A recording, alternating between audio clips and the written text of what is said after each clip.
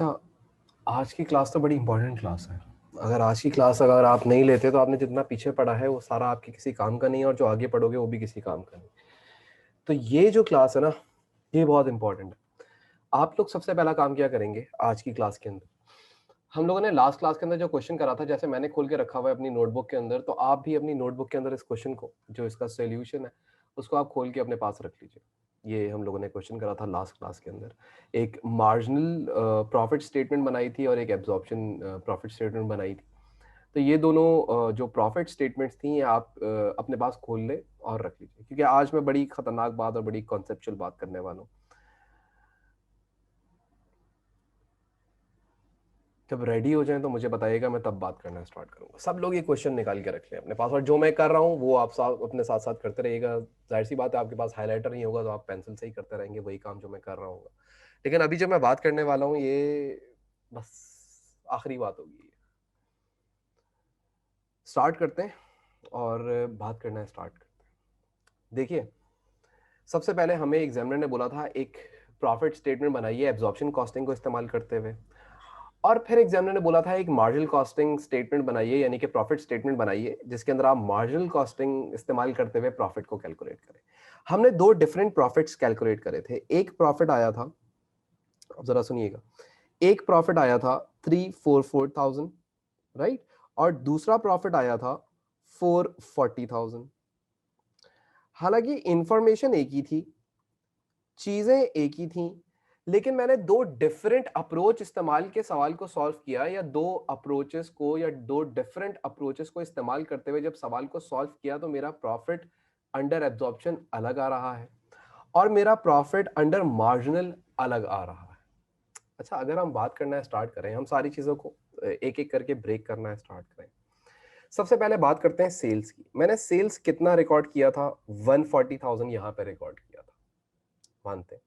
इसी तरीके से जब मैं मार्जिनल स्टेटमेंट बना रहा था या प्रॉफिट स्टेटमेंट बना रहा था, वहां पे भी मैंने प्रॉफिट तो 140,000 का ही रिकॉर्ड किया था, यहाँ पे ही 140,000 रिकॉर्ड।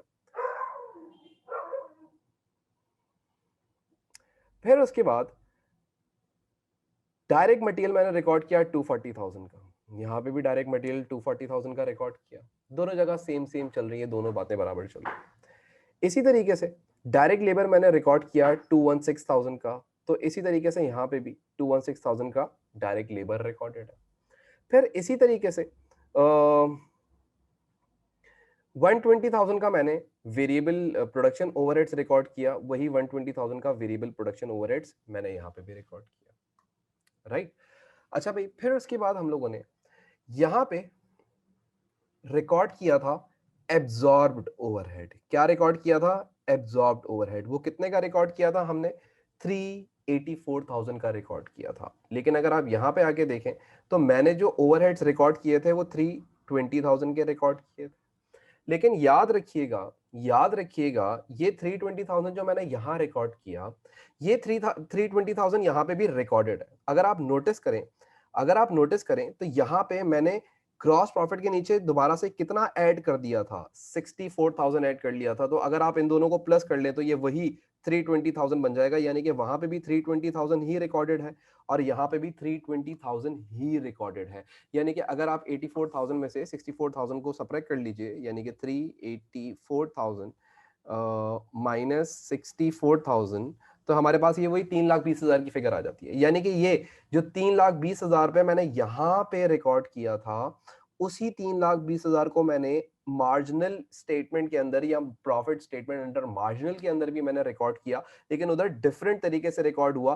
पहले 384,000 रिकॉर्ड हुआ और फिर जितनी ओवर एब्जॉर्प्शन थी, जितना ज्यादा ओवर एब्जॉर्ब करा हुआ था, उस सारे को मैंने ग्रॉस प्रॉफिट में वापस लाके ऐड कर दिया। यानी कि मैं अपने ग्रॉस प्रॉफिट को वापस अपनी जगह पे ले आया। यानी कि जो इंपैक्ट पड़ा होगा टोटल, जो इस कॉस्ट का इंपैक्ट पड़ रहा होगा टोटल मेरी इस स्टेटमेंट पे, वो 3,20,000 का ही पड़ रहा होगा। यानी कि ये बात भी सच हो जाती है।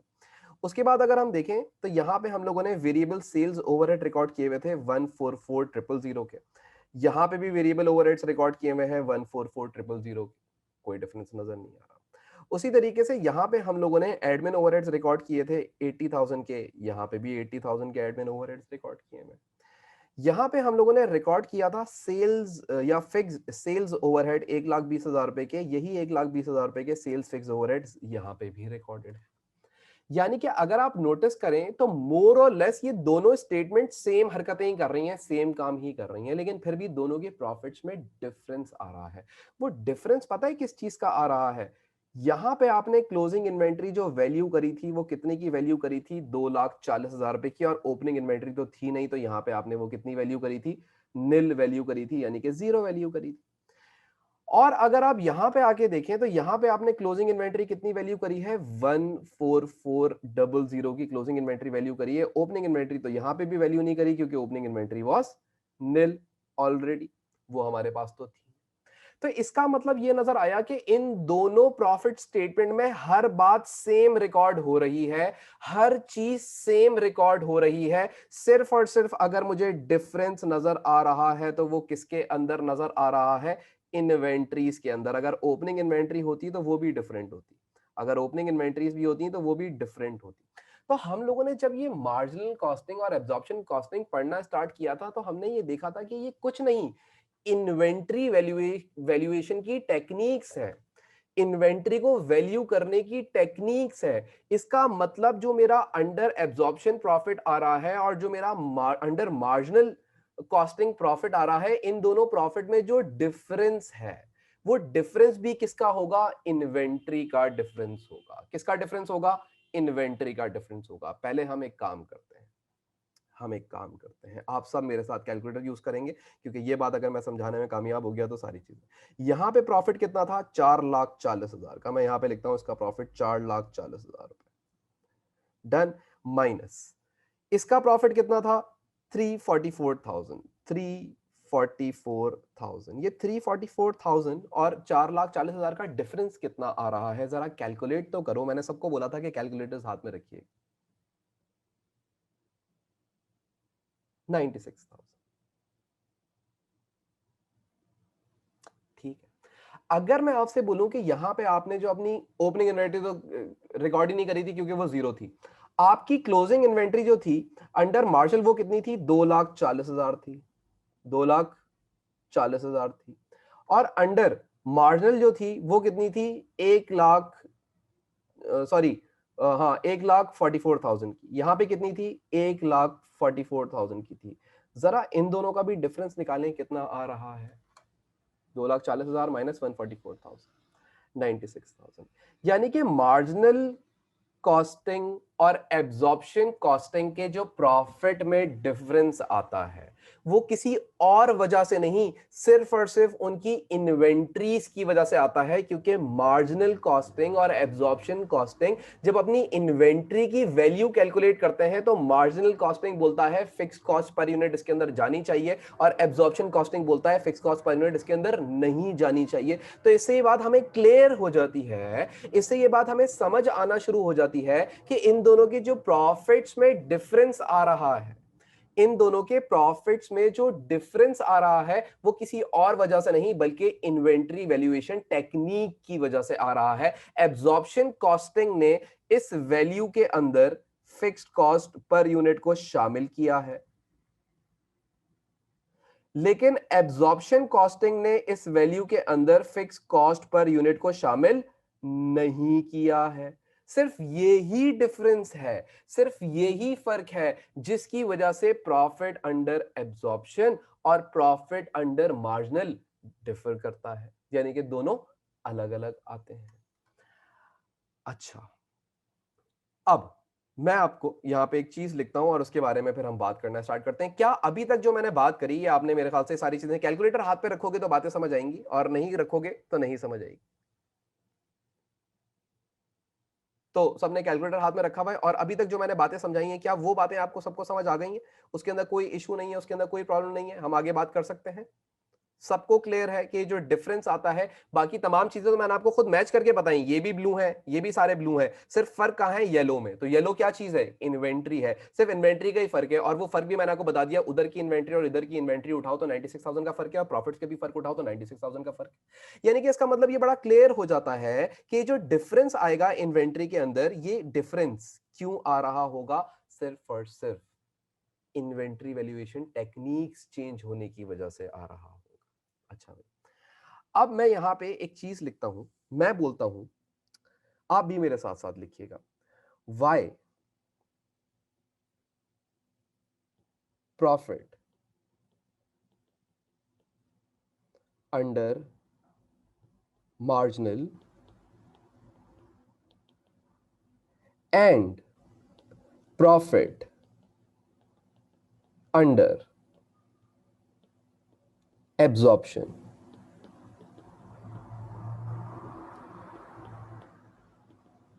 डिफर।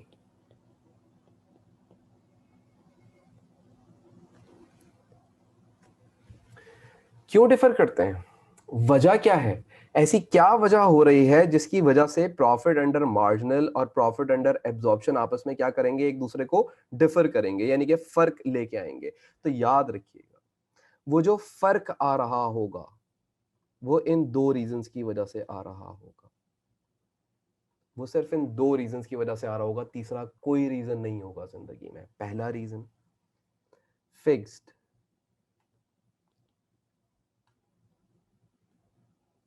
ओवरहेड रेट, यानी के O A R, and stock level. Stock level के चेंज होने से और फिक्स्ड ओवरहेड रेट की वजह से ये डिफरेंस आ रहा होगा। सर थोड़ा सा मजीद एक्सप्लेन करें। जाहिर सी बात, अभी बात करना स्टार्ट किए, आपको ये 100% समझ आ जाएगा, ये गारंटी है, तो इसके अंदर कोई मसला नहीं होने वाला, लेकिन सिर्फ सुनते रहना। पहले बात करते हैं स्टॉक लेवल की। ये स्टॉक लेवल क्या होता है? स्टॉक लेवल कुछ नहीं होता। स्टॉक लेवल बड़ी सिंपल सी चीज है। अगर मैं आपसे बड़े क्लियर वे के अंदर बात करना शुरू करूं तो स्टॉक लेवल दो टाइप के होते हैं। या तो इंक्रीज इन स्टॉक लेवल होगा,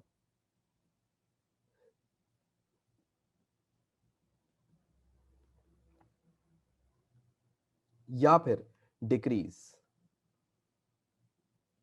इन स्टॉक लेवल होगा। अब ये इंक्रीज इन स्टॉक लेवल कैसे पता लगता है? ऐसे पता लगेगा if there is more closing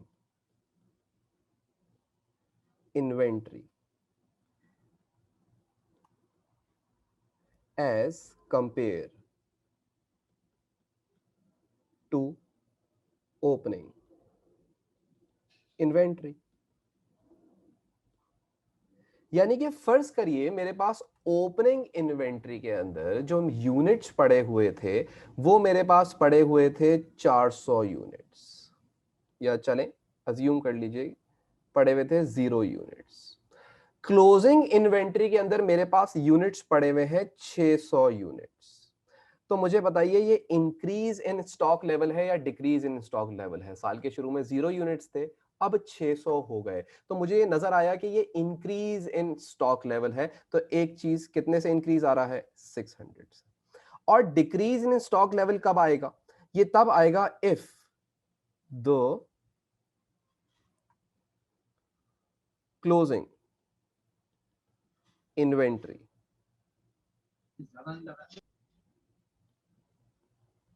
is less than opening inventory. ये यूनिट्स के बारे में बात हो रही है, राइट? तो लेट सपोज मेरे पास ओपनिंग इन्वेंट्री यूनिट्स थे 600 और मेरे पास क्लोजिंग इन्वेंट्री यूनिट्स पड़े हुए हैं 400। तो डिक्रीज इन इन्वेंट्री कितने यूनिट्स के ऊपर नजर आ रहा है? 200 यूनिट्स पे नजर आ रहा है। कितने यूनिट्स पे नजर आ रहा है? 200 यूनिट्स पे नजर आ रहा है। अच्छा भाई, अब याद रखिएगा दो ही केसेस होंगे, या तो इंक्रीज इन स्टॉक लेवल होगा या डिक्रीज इन स्टॉक लेवल होगा। तो सबसे पहले तो आपने ये देखना होगा, आपसे एग्जामिनर पूछेगा कि क्यों डिफरेंस आ रहा है, तो ये डिफरेंस कैलकुलेट करने के लिए सबसे पहले आप ये देखोगे कि इंक्रीज इन स्टॉक लेवल है या डिक्रीज इन स्टॉक लेवल है। अगर इंक्रीज इन स्टॉक लेवल हो, अगर इंक्रीज इन स्टॉक लेवल हो तो अलग ट्रीटमेंट की जाएगी, और अगर डिक्रीज इन स्टॉक लेवल हो तो अलग ट्रीटमेंट की जाएगी। अच्छा, अब इसकी ट्रीटमेंट का तरीका क्या है या इसके तरीकेकार, या अगर हम इसके बारे में आगे बात करें तो आपको किस तरीके से ये पता लगेंगी चीजें, तो उसके बारे में पहले हम बात कर लेते हैं। सबसे पहले मुझे ये बताइए कि हमने जब ये पिछला सवाल किया, मैं ऐसी कोई बात नहीं कर रहा, मैं बस आपको बताना चाह रहा हूं, हमने जो पिछला सवाल किया उसके अंदर हमारा प्रॉफिट अंडर एब्जॉर्प्शन कितना था, तो पहले हम वो लिखते हैं। So the profit under absorption was 440,000, right. तो यहां पे हम लिख लेते हैं 4,40,000। अच्छा भाई, अब जरा बात को गौर से सुनिएगा।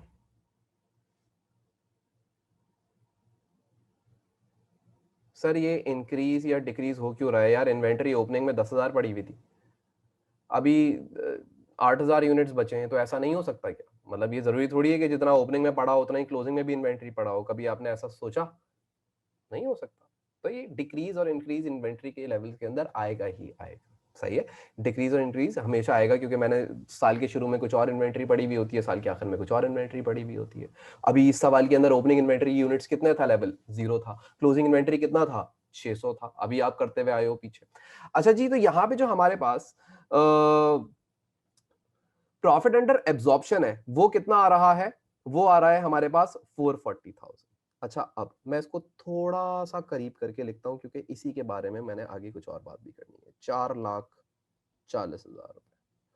अच्छा, अगर मैं आपसे बोलूं कि मेरा प्रॉफिट, अगर मैं आपसे बोलूं मेरा प्रॉफिट अंडर मार्जिनल कितना होना चाहिए, तो पता है तुम्हें पूरी मार्जिनल की इनकम स्टेटमेंट बनाने की जरूरत नहीं है। कभी कभी एग्जामिनर पता है क्या करेगा, प्रॉफिट अंडर एब्जॉर्प्शन कैलकुलेट करवाएगा और बोलेगा 3 मार्क्स के लिए, 2 मार्क्स के लिए प्रॉफिट अंडर मार्जिनल बताओ। अब तुम बैठ जाओगे सोचने के लिए कि यार ये 3 मार्क्स के लिए पूरी इनकम स्टेटमेंट बनेगी, नहीं, वहां तुमने दिमाग चलाना है। तुमने ये सोचना है कि यार ये जो एब्जॉर्प्शन का प्रॉफिट मैंने निकाला है, ये एब्जॉर्प्शन का प्रॉफिट और मार्जिनल का जो प्रॉफिट है, इन दोनों का डिफरेंस क्यों आता था, वो डिफरेंस पता होना चाहिए मुझे। तो अब मैं क्या करूंगा, यहाँ पे ऐड या लेस करूंगा। क्या चीज ऐड या लेस करूंगा? ओ, मैं अलग कलर से लिखता हूं,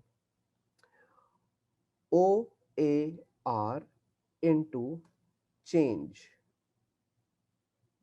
इन इन्वेंट्री। अच्छा भाई, ये कैसे कैलकुलेट होगा? क्योंकि मुझे अभी ये बात पता है कि स्टॉक लेवल का चेंज होना और ओ ए आर, ये दो रीजन होते हैं मेरे मार्जिनल और एब्जॉर्प्शन के प्रॉफिट में चेंज आने के। मुझे ये बात पता है कि मेरे बिजनेस का जो ओ ए आर है, मैं इसको अब थोड़ा सा आगे लिख लेता हूं, क्योंकि अब यहाँ मुझे थोड़ी सी और एक्सप्रेशन करनी पड़ेगी। ये 4,40,000 है, इधर ही लिख दो 4,40,000। मुझे ये बात पता है कि मेरे बिजनेस का जो ओ ए आर था, क्या आपको याद है इस सवाल के अंदर आपका ओ ए आर कितना था? अगर आपको याद है तो अच्छी बात है, वरना मुझे यहां से आके देखना पड़ेगा। So the O A R was 160। O A R कितना था? 160 था। सबको याद आ गया? ये क्वेश्चन मैंने इसी वजह से आपसे खुलवाया भाई। तो ये इस क्वेश्चन के अंदर जो हमारा ओ ए आर आया था वो कितना आया था? 160 आया था। तो अब मैं क्या करने वाला हूं, मैं ओ ए आर यानी कि जो भी मेरे पास है 160 multiply by 160 multiply by change in inventory. अब ये चेंज इन स्टॉक लेवल में कैसे मालूम करूंगा, इंक्रीज हो रहा है या डिक्रीज हो रहा है, ये कैसे मालूम करूंगा? मुझे ये पता होना चाहिए कि मेरी ओपनिंग इन्वेंट्री में कितने यूनिट्स थे।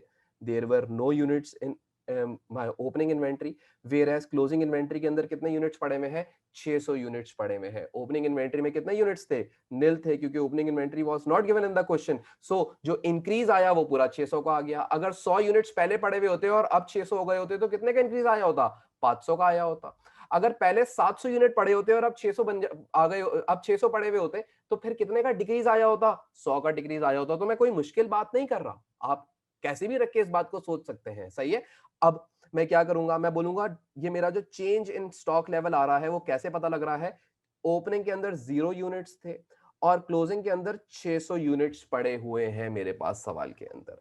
यानी कि अब यहां पे मैं मल्टीप्लाई कर दूंगा चेंज इन इन्वेंट्री से। तो चेंज कितना आ रहा है? 600 का चेंज आ रहा है। तो जरा 160 को मल्टीप्लाई करिए 600 से, कितना आंसर आ रहा है?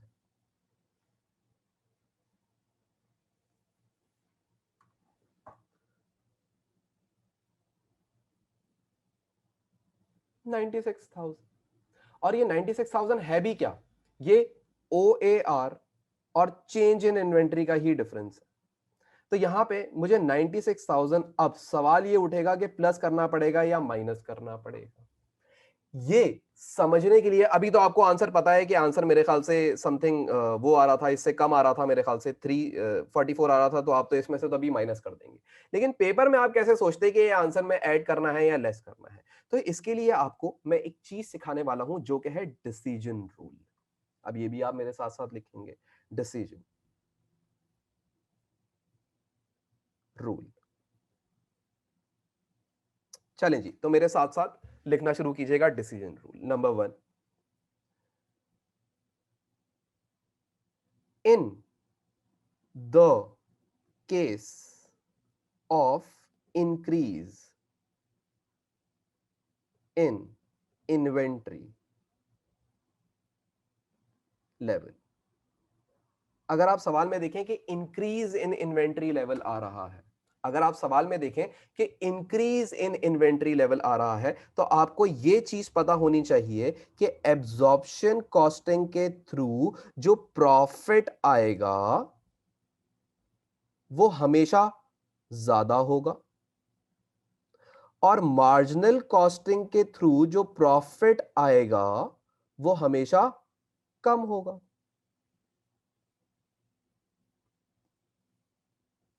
और वैसे भी कम ही होना चाहिए।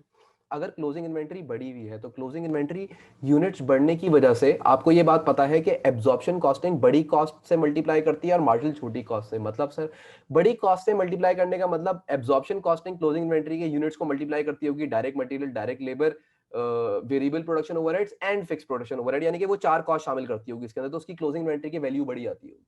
हाँ, और इसी तरीके से जो मार्जिनल कॉस्टिंग है वो डायरेक्ट मटेरियल, डायरेक्ट लेबर और वेरिएबल प्रोडक्शन ओवरहेड, वो खाली तीन कॉस्ट से मल्टीप्लाई करती होगी अपनी कॉस्ट को, वो अपने क्लोजिंग इन्वेंटरी के यूनिट्स को, यानी कि उसकी क्लोजिंग इन्वेंटरी हमेशा छोटी आती होगी। तो अगर अगर अब आप ऐसे सोचें कि इंक्रीज इन क्लोजिंग इन्वेंटरी होगी तो क्लोजिंग इन्वेंटरी एब्जॉर्प्शन की बड़ी आएगी और मार्जिनल की छोटी आएगी। और आपको ये बात पता होनी चाहिए क्योंकि आप फाइनेंशियल अकाउंटिंग पहले पढ़ के आए कि अगर क्लोजिंग इन्वेंटरी इंक्रीज हो तो प्रॉफिट्स भी इंक्रीज हो जाते हैं, अगर क्लोजिंग इन्वेंटरी इंक्रीज हो तो प्रॉफिट्स भी इंक्रीज हो जाते हैं। ऐसा ही होता है। तो अब आप अगर इस केस के अंदर सोचिए तो इन्वेंट्री में इंक्रीज आया था 0 से 600 का, यानी कि इसका मतलब प्रॉफिट अंडर मार्जिनल, अच्छा चलो ऐसे सोचो, प्रॉफिट अंडर एब्जॉर्प्शन क्या होगा? ज्यादा हुआ होगा। प्रॉफिट अंडर एब्जॉर्प्शन क्या हुआ होगा? ज्यादा हुआ होगा। 440,000 आया हुआ होगा, तो इसका मतलब प्रॉफिट अंडर मार्जिनल क्या हुआ होगा? कम हुआ होगा। तो कितने से कम हुआ होगा? 96,000 से। तो यहां पे हम क्या करेंगे? माइनस कर देंगे। माइनस करके जरा मुझे बताइए आंसर कितना आ रहा है। माइनस कीजिए और आंसर बताइए कितना आ रहा है।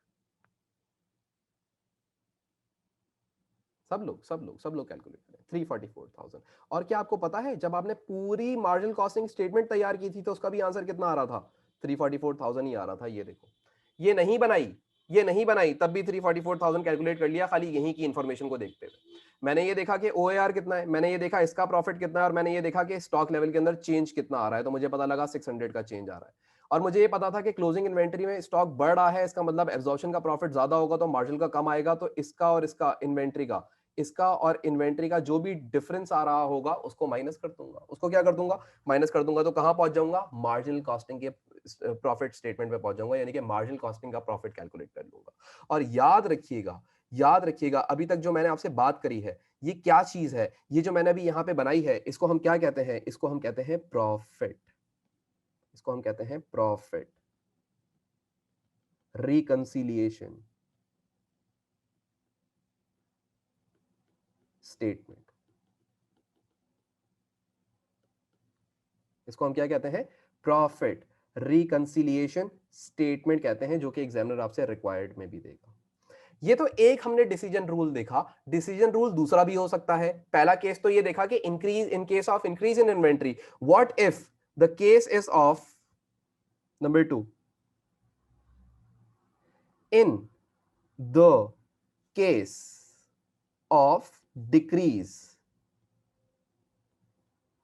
इन इन्वेंट्री लेवल, यानी कि इन्वेंट्री के यूनिट्स के अंदर अगर डिक्रीज हो तो फिर क्या हो जाएगा? फिर ये हो जाएगा कि एब्जॉर्प्शन कॉस्टिंग का जो प्रॉफिट है वो हमेशा कम होगा। एब्जॉर्प्शन कॉस्टिंग का जो प्रॉफिट आएगा वो कम आएगा और मार्जिनल कॉस्टिंग का जो प्रॉफिट आएगा वो ज्यादा आएगा। इसका मतलब ये हो जाएगा, अगर वाइस वर्सा आप ऐसे ही सोच लो, वाइस वर्सा सिचुएशन हो जाएगी तो सब कुछ उलट हो जाएगा, एब्जॉर्प्शन कॉस्टिंग का प्रॉफिट कम आएगा और मार्जिनल कॉस्टिंग का प्रॉफिट ज्यादा आएगा। अच्छा, अब हम इस बात को तस्वीर के दूसरे रुख से सोच के देखते हैं। हम ये सोचते हैं हम ये सोचते हैं कि भाई एग्जामिनर ने हमसे बनवाई थी profit profit statement under marginal, यानी कि मुझसे एग्जामिनर ने क्या बनवाई हुई थी, प्रॉफिट स्टेटमेंट अंडर मार्जिनल बनवाई हुई थी। यानी कि मैं अगर लिखूं प्रॉफिट अंडर मार्जिनल, यानी कि केस ये कर दिया मैंने, बिल्कुल उलट कर दिया। एग्जामिनर ने मुझसे ये बनवाया लेकिन एग्जामिनर ने मुझसे ये वाली स्टेटमेंट नहीं बनवाई, और अब वो मुझे बोल रहा है कि ये तो तुमने बना लिया, ये तुमने प्रॉफिट अंडर मार्जिनल तो कैलकुलेट कर लिया, मुझे प्रॉफिट अंडर एब्जॉर्प्शन कैलकुलेट करके बताओ। 2-3 मार्क्स के लिए दे देगा आपको ये काम। 2-3 मार्क्स के अंदर आप मुझे बताइए प्रॉफिट अंडर एब्जॉर्प्शन कितना है। आप उसके लिए तुम बोलोगे यार ये पूरी स्टेटमेंट तो नहीं बना सकता मैं, ये पूरी स्टेटमेंट तो नहीं बनेगी, तो मुझे क्या करना पड़ेगा, रिकंसिलिएशन करनी पड़ेगी। रिकंसिलिएशन करके मुझे एब्जॉर्प्शन का प्रॉफिट निकालना पड़ेगा। अब कैसे निकालोगे, तो मैं ये तो पता है 344,000 तुम्हारा प्रॉफिट अंडर मार्जिनल है, तो प्रॉफिट अंडर मार्जिनल इज 344,000। अब इसके अंदर तुम ऐड करोगे या लेस करोगे, क्या ऐड या लेस करोगे, again O A R into change in stock level. तो अगर हम नोटिस करें तो OAR तो सेम है सवाल के अंदर, OAR तो कभी चेंज नहीं होगा, जो सवाल के अंदर OAR आया था वही है। तो वो OAR हमने कैलकुलेट करा और हमें पता लगा कि OAR कितना आ रहा है, 160 आ रहा है। सर ये खुद से कैसे कैलकुलेट कर लेंगे, तो बेटा OAR कैलकुलेट करने का फॉर्मूला हम ऑलरेडी डिस्कस कर चुके थे, बहुत दफा कर चुके हैं। OAR is equal to budgeted production overheads divided by budgeted activity level. तो OAR ऐसे भी पता लग सकता था आपको, multiply by change in inventory. तो चेंज इन इन्वेंट्री कितना आया है सर, ओपनिंग इन्वेंट्री 0 यूनिट्स थी, क्लोजिंग इन्वेंट्री 600 यूनिट्स हो गई है, यानी कि 600 यूनिट से क्लोजिंग इन्वेंट्री बढ़ गई है, यानी कि सर आप यहां पे 600 यूनिट्स ले लीजिए, यानी कि आंसर कितना आ रहा है 96,000। अब मैंने क्या देखना है कि ये 96,000 इसमें ऐड करूंगा या सब्ट्रैक्ट करूंगा, तो मैं सोचूंगा डिसीजन रूल। मुझे पता लगा in the case of increase in stock level, अगर स्टॉक लेवल इंक्रीज होता है तो मार्जिनल कॉस्टिंग का प्रॉफिट कम होता है और एब्जॉर्प्शन कॉस्टिंग का प्रॉफिट ज्यादा होता है। तो देयरफॉर मुझे मार्जिनल से एब्जॉर्प्शन पहुंचना है, तो मुझे 96,000 ऐड करना पड़ेगा या लेस करना पड़ेगा, सर ऐड करना पड़ेगा। तो इसके अंदर आप ऐड कर दीजिए, तो कितना आंसर आ रहा है जरा ऐड कीजिए और मुझे बताइए कितना आंसर आ रहा है। सब लोग ऐड कीजिए और आंसर बताइए कि कितना आंसर आ रहा है, प्रॉफिट अंडर एब्जॉर्प्शन। हाँ भाई सब लोग कैलकुलेट कीजिए और आंसर बताइए। 344,000 प्लस 96,000 दैट इज 4,40,000। और क्या वहां पे भी यही प्रॉफिट आ रहा था, क्या यहां पे भी 4,40,000 का ही प्रॉफिट आ रहा था? अगर आप देखें तो yes, yes, this is the only way जिससे आपको बहुत आसानी होगी। और एग्जामिनर आपसे बार बार, आपने देखा होगा जिन बच्चों ने क्वेश्चंस अटेम्प्ट करना स्टार्ट किए होंगे, कि एग्जामिनर बोल रहा होगा रिकंसिलिएशन स्टेटमेंट बना दो, रिकंसिलिएशन स्टेटमेंट बना दो, ऊपर मार्जिनल प्रॉफिट लिख देता होगा, नीचे एब्जॉर्प्शन प्रॉफिट लिख देता होगा, या वॉट एवर इट इज। लेकिन होगा क्या, होगा यही, आपने कॉन्सेप्चुअली पहले ये देखा कि इनमें और इनमें जो डिफरेंस आता है, एब्जॉर्प्शन और मार्जिनल के अंदर जो डिफरेंस आता है, वो डिफरेंस ही किस चीज का आता है, वो जो इनके प्रॉफिट्स के अंदर डिफरेंस आता है वो किस चीज का आता है, इन्वेंट्रीज का डिफरेंस आता है, इन्वेंट्री की वैल्यूएशन का डिफरेंस आता है। अब अगर आप देखें तो यहां पे सोचिएगा जरा बात को गौर से, इसने 240,000 लिया हुआ है और यहां पे इसने 144,000 लिया हुआ है, तो इन दोनों का डिफरेंस क्या था, 96,000 का। और वो 96,000 का डिफरेंस किस चीज का था, OAR और स्टॉक लेवल का था, OAR और स्टॉक लेवल का था। यानी कि अगर आप देखें तो यहां पे इसने OAR नहीं लिया, यानी कि इसने यहाँ पे फिक्स कॉस्ट पर यूनिट नहीं निकाली, यानी कि इसने फिक्स कॉस्ट पर यूनिट को यहाँ पे इन्वेंट्री के अंदर शामिल नहीं किया, यहाँ पे इसने डायरेक्टली 240 लिया।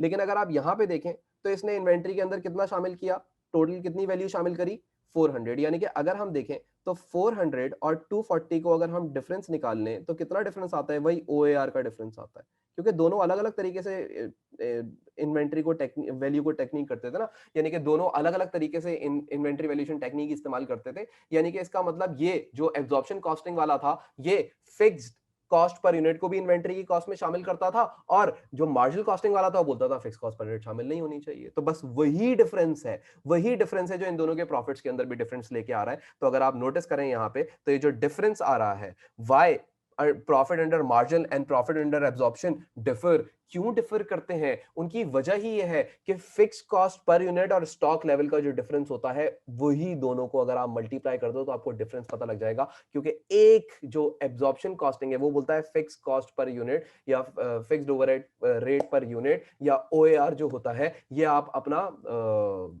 इन्वेंट्री के अंदर शामिल कीजिए, इन्वेंट्री की कॉस्ट में शामिल कीजिए, क्योंकि फिक्स कॉस्ट भी इन्वेंट्री से ताल्लुक बनाती है। मार्जिनल कॉस्टिंग बोलता है नहीं, आप इसको शामिल ना करें, ये पीरियड कॉस्ट है रादर देन प्रोडक्शन कॉस्ट, तो आप इसको शामिल ना करें। तो आप यहाँ पे देखें तो इन्होंने शामिल नहीं करा, तो इनकी जो क्लोजिंग इन्वेंट्री की वैल्यू आ रही है वो 144 आ रही है, और इनकी अगर आप देखें तो 240 आ रही है। इनकी ज्यादा क्लोजिंग इन्वेंट्री आ रही है तो ज्यादा प्रॉफिट होगा, और इनकी कम क्लोजिंग इन्वेंट्री आ रही है तो कम प्रॉफिट होगा। और यही बात हम लोगों ने डिसीजन रूल में भी देखी कि अगर इंक्रीज इन इन्वेंट्री हो तो एब्जॉर्प्शन कॉस्टिंग का ज्यादा प्रॉफिट आएगा और मार्जिनल कॉस्टिंग का कम प्रॉफिट आएगा, और वाइस वर्सा सिचुएशन भी है कि अगर डिक्रीज इन स्टॉक लेवल हो जाए तो एब्जॉर्प्शन कॉस्टिंग का प्रॉफिट कम होगा और मार्जिनल कॉस्टिंग का प्रॉफिट ज्यादा होगा, क्योंकि एब्जॉर्प्शन कॉस्टिंग की अब ओपनिंग इन्वेंटरी की वैल्यू ज्यादा हो जाएगी और क्लोजिंग इन्वेंटरी की वैल्यू कम हो जाएगी। तो ओपनिंग इन्वेंटरी ज्यादा हो जाने की वजह से प्रॉफिट्स घट ही जाते हैं। ये कॉन्सेप्ट आप पीछे से लेते हुए आ रहे हो, ये पीछे से सारी चीजें आप पढ़ते हुए आ रहे हो। आपने देखा होगा इन्वेंटरी वैल्यूएशन भी हमने जब पढ़ा था फाइनेंशियल स्टेटमेंट में, तो हम लोगों ने देखा था कि क्लोजिंग इन्वेंटरी क्या इंपैक्ट देती है आपके प्रॉफिट्स के ऊपर। तो क्लोजिंग इन्वेंटरी बढ़ती थी तो प्रॉफिट्स भी बढ़ते थे, क्लोजिंग इन्वेंटरी घटेगी तो प्रॉफिट्स भी घटते थे। सही है, तो बस इस चीज को या इस चीज को दिमाग में रखते हुए आप पहले ये चीज देख लीजिए, सारी चीजें अपने पास रिकॉर्ड कर लीजिए, और इन तमाम चीजों को जितनी मैंने बातें लिखी हैं ये एक एक एक एक एक एक करके आप रिकॉर्ड करेंगे। मैं आपको क्वेश्चन करवाऊंगा, हम क्वेश्चंस करेंगे, बट पहले हमारा कॉन्सेप्ट तो क्लियर हो कि हम करने क्या वाले हैं या ये चीज क्या है। तो इसको भी मैंने क्या बनाया, ये मैंने क्या बनाया, प्रॉफिट रिकंसिलिएशन स्टेटमेंट। अब ये जो भी डिफरेंस आता है इसको ऐड करना है या लेस करना है, इसके लिए आपको ये डिसीजन रूल पता होना चाहिए। इसको ऐड करना है या लेस करना है, इसके लिए आपको डिसीजन रूल पता होना चाहिए, यानी कि आपको ये पता होना चाहिए, आपको ये पता होना चाहिए कि इंक्रीज इन स्टॉक लेवल है या डिक्रीज इन स्टॉक लेवल है। अगर तो इंक्रीज इन स्टॉक लेवल है तो एब्जॉर्प्शन कॉस्टिंग का भी प्रॉफिट ज्यादा होगा और मार्जिन का जाहिर सी बात है फिर कम होगा। और इसी तरीके से अगर डिक्रीज इन स्टॉक लेवल है तो एब्जॉर्प्शन कॉस्टिंग का प्रॉफिट कम होगा और मार्जिनल कॉस्टिंग का प्रॉफिट ज्यादा होगा। तो ये स्टॉक लेवल से आपको बात पता लगेगी। क्या आपको ये रिकंसिलिएशन स्टेटमेंट कुछ हद तक समझ आई है? क्या ये बातें समझ आई हैं कि ये जो हमारे एब्जॉर्प्शन कॉस्टिंग और मार्जिनल कॉस्टिंग के प्रॉफिट में डिफरेंस आता है, ये आता ही क्यों है? फिक्स्ड ओवरहेड और स्टॉक लेवल की वजह से आता है। तो स्टॉक लेवल को पहले देखना होगा कि वो इंक्रीज है या डिक्रीज है, राइट, और उसको मल्टीप्लाई कर देना होगा OAR से। अगर स्टॉक लेवल इंक्रीज है तो एब्जॉर्प्शन में ज्यादा आया हुआ होगा, मार्जिन में कम होगा, तो आपको पता है कि माइनस कर दीजिएगा मार्जिन निकालते हुए। और इसी तरीके से अगर डिक्रीज इन प्रॉफिट है तो एब्जॉर्प्शन में कम आया होगा, मार्जिन में ज्यादा आया होगा, तो marginal to absorption to marginal जा रहे होंगे, तो वो जो भी चेंज आया है उसको ऐड कर देंगे एब्जॉर्प्शन के अंदर, तो मार्जिन का प्रॉफिट पता लग जाएगा। सिंपल। तो मतलब वो तो हम जैसे जैसे करते जाएंगे। सर मार्जिनल में कैसे पता लगेगा 160? बेटा मार्जिनल में नहीं पता लगेगा, अभी बताया OAR का फॉर्मूला लगाओगे और पता लग जाएगा OAR कितना है। अभी इसके बारे में थोड़ी देर पहले बात हुई है हमारी कि ये 160 जो आपको पता लगेगा ये आपको फॉर्मूला लगा के पता लगेगा, जो कि आपने बिल्कुल बेसिक्स के अंदर पढ़ा है, शुरू में पढ़ा है, शुरू की चौथी या पांचवी क्लास के अंदर आपने ये पढ़ लिया था कि OAR कैसे कैलकुलेट होता है। बजट प्रोडक्शन ओवरहेड भी सवाल में गिवन होंगे, बजट एक्टिविटी लेवल भी सवाल में गिवन होगा, या कभी कभी हो सकता है सीधा सीधा OAR ही सवाल के अंदर दे दे वो आपको। नहीं है तो दोनों को डिवाइड कर लो, OAR पता लग जाएगा। Simple, done. यहां तक क्लियर है आपको सारी चीजें? ये जो अभी तक मैंने ये बातें करी, ये बड़ी इंपॉर्टेंट बात है, ये एक बात है जो बड़ा दिमाग खोल के और आपको बड़ा बड़ा दिमाग से समझनी पड़ेगी, दिमाग को छोटा करके और श्रिंक करके चीजों को, कि यहाँ से मैंने ये सीखा हुआ था, यहाँ से ये सीखा हुआ था, ऐसे नहीं, सब भूल जाए। और इसको दिमाग को खोल के एक दफा देखेंगे, ये जो चीज मैंने आपके सामने रखी है, क्या आपको ये हर एस्पेक्ट से ये चीज कवर होती हुई नजर आ रही है, सारी बातें जो होने वाली हैं आगे? अब आपको ये भी पता है कि एब्जॉर्प्शन से मार्जिनल में जाना है तो क्या करना है, मार्जिनल से एब्जॉर्प्शन के प्रॉफिट को कैलकुलेट करना है तो क्या करना है, इंक्रीज और डिक्रीज इन स्टॉक लेवल को देखना है सिर्फ, और कुछ नहीं करना, और कुछ नहीं करना। तो क्या ये तमाम बातें क्लियर हैं, हम आगे बढ़ सकते हैं? ये सारी चीजें आप लोगों ने कॉपी कर ली हैं जो अभी तक मैंने आप लोगों से बातें करी हैं, कि आप लोगों ने ये सब कॉपी कर लिया है?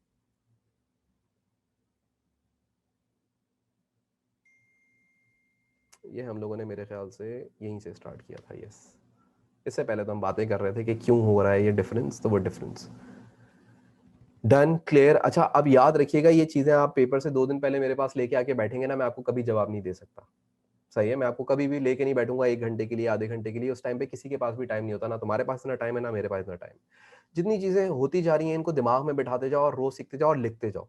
वंस लिखते जाओगे सारी बातें समझ आ जाएंगी। लिखोगे नहीं, सिर्फ बैठ के सुनते रहोगे, कल को तुम आके मेरे पास खड़े होगे तो मैं तुमसे पहले बोलूंगा जो लिखा है वो मुझे दिखाओ। अगर तुम वो मुझे नहीं दिखा सकोगे तो मैं समझाऊंगा भी नहीं। मैं साफ बात है, मैं मतलब क्यों झूठ बोलूं कि भाई नहीं मैं तब बता दूंगा, दोबारा से नहीं बताऊंगा अगर आपने लिखा हुआ नहीं होगा। तो ये एक एक बात आपकी सारे नोटबुक्स के अंदर ये ऐसे ही रिकॉर्डेड होनी चाहिए। डन, क्लियर, आगे बात करते हैं। अच्छा भाई, अब हम लोग क्या करते हैं, हम एक क्वेश्चन उठाते हैं और एक क्वेश्चन करते हैं। लास्ट क्लास के अंदर हम लोगों ने क्वेश्चन नंबर 30 करा था, गैरी वाला क्वेश्चन करा था, राइट? अभी हम लोग क्वेश्चन करते हैं 31। ये जो क्वेश्चन नंबर 31 है ये हमारे पास पेपर्स का ही सवाल है, और इस पास पेपर के सवाल के अंदर अगर आप देखें तो ये है नवंबर 2008 का पेपर 2 क्वेश्चन नंबर 3। अच्छा जी, तो हम यहाँ पे लिख लेते हैं नवंबर 2008, नवंबर 2008 पेपर 2 क्वेश्चन नंबर 3। तो हम लोग अब ये वाला क्वेश्चन करने जा रहे हैं। अच्छा, अब इस वाले क्वेश्चन को अगर आप देखिए तो एग्जामिनर हमसे क्या क्या बातें करता है, पहले उसकी बातें देखते हैं और उसके बाद फिर देखते हैं वो हमसे क्या मांग रहा है। स्टार्ट कर रहा हूँ, क्वेश्चन पढ़ता हूँ, और क्वेश्चन को बड़े ध्यान से सुनिएगा, बड़े समझ समझ के, क्योंकि ये वो चीजें हैं जो आपको समझनी है। मुझे ऐसा लगता है कि इस साल एग्जामिनर प्रॉफिट और मार्जिन की स्टेटमेंट ही पूछ लेगा आपसे। सही है, मुझे लगता है इस साल वो आपसे पूछ लेगा एग्जाम के अंदर। अच्छा, ये बोलता है कैन ओन्स, मैं इसको जरा सही कर लूं, okay. Can owns a manufacturing business which makes a single product. The following figures apply for all relevant period. अब यहाँ पे आपको कुछ कॉस्ट दे रहा है, पर यूनिट कॉस्ट दी हुई है आपको, बस ये बात याद रखिएगा। यहाँ पे आपको दिया हुआ है selling price per unit was 35, direct material was 9, direct labour was 11, and fixed manufacturing overhead per unit दिया हुआ है 5। इट मींस कि again O A R given है क्वेश्चन के अंदर, और ये ओ ए आर क्या दिया हुआ है, पर यूनिट ही दिया हुआ है, तो आपको ज्यादा मेहनत करने की कोई जरूरत ही नहीं है। This is O A R per unit, 64 page. अच्छा भाई, अब यहां तक तो इसने आपको ये बात बता दी, आपको ये पता है कि ये सेलिंग प्राइस है, ये वेरिएबल कॉस्ट है, राइट? ये वेरिएबल कॉस्ट है, ये वेरिएबल कॉस्ट है, ये वेरिएबल कॉस्ट पर यूनिट है, ये भी वेरिएबल कॉस्ट पर यूनिट है। डायरेक्ट मटेरियल, डायरेक्ट लेबर दोनों ही वेरिएबल कॉस्ट होती हैं, आपको ये बात तो पता होगी। कैलकुलेटर्स आपने हाथ में रखना है, क्योंकि जितना जल्दी आप मुझे जवाब देंगे उतना तेजी से सवाल सॉल्व हो रहा होगा। समझाने में मैं बहुत टाइम लूंगा, लेकिन उसके बाद जब सॉल्व कर रहा हूँ तो आप जितना तेज कैलकुलेशन करेंगे उतना तेज मैं आपको सॉल्व करके दिखा दूंगा। अच्छा भाई, अब आगे बोलता है फिक्स्ड मैन्युफैक्चरिंग, सॉरी, बोलता है fixed manufacturing overheads are absorbed into product cost at predetermined rate per unit of output. Under over absorption manufacturing overheads are transfer to profit and loss account in the period in which they occur. वो बोल रहा है कि जो आपकी ये fixed manufacturing cost है, ये जो एब्सॉर्ब की जाती है into product cost at predetermined rate per unit of output, यानी कि जो ये ओ निकाला गया है ये आउटपुट यानी कि यूनिट्स के हिसाब से निकाला गया है। यानी कि जो ओ है ये पर यूनिट ही आपको ऑलरेडी गिवन है, तो ये बात वो ना भी लिखता तो भी मुझे पता है कि ये ओ पर यूनिट है, क्योंकि ऊपर इसमें सारी जो इन्फॉर्मेशन दी हुई थी वो पर यूनिट दी हुई थी, और नीचे जाहिर सी बात है मैं कैलकुलेशन करूंगा अंडर ओवर एब्जॉर्प्शन की, फला फला वो तमाम कैलकुलेशन तो मैं करूंगा। तो ये बात उसने खाली आपको ऐसी समझाने के लिए लिख दी, लेकिन ये बात इतनी इंपॉर्टेंट नहीं है, उसने बस जो ऊपर दिया हुआ है वही बता दिया। सही है, एक बात बता दी कि ओ जो निकला है वो यूनिट की बेसिस पे निकला है। दूसरी बात ये बता दी कि अंडर ओवर एब्जॉर्प्शन जो आती है वो इसी साल की इनकम स्टेटमेंट में रिकॉर्ड की जाती है। तो हाँ भाई, अंडर ओवर एब्जॉर्प्शन जब भी आएगी वो इसी साल की स्टेटमेंट के अंदर ही रिकॉर्ड करेंगे आप लोग कहीं और रिकॉर्ड मत कर दीजिएगा, या अगले साल में मत रिकॉर्ड कर दीजिएगा। तो इस साल का अंडर ओवर एब्जॉर्प्शन इसी साल रिकॉर्ड होगा, या इवन अगर आप मंथली कैलकुलेशन भी कर रहे हैं तो इसी मंथ की अंडर ओवर एब्जॉर्प्शन इसी मंथ रिकॉर्ड होगी, अगले मंथ की अंडर ओवर एब्जॉर्प्शन उसी मंथ रिकॉर्ड होगी, और उससे अगले मंथ की अंडर ओवर एब्जॉर्प्शन उसी मंथ रिकॉर्ड होगी। यानी कि ये आपको देखना पड़ेगा कि आपका जो सवाल है वो मंथ के ऊपर बेस करता है या पूरे साल के ऊपर एक साथ ही कैलकुलेशन करवा रहा है। अच्छा, आगे बोलता है नॉर्मल।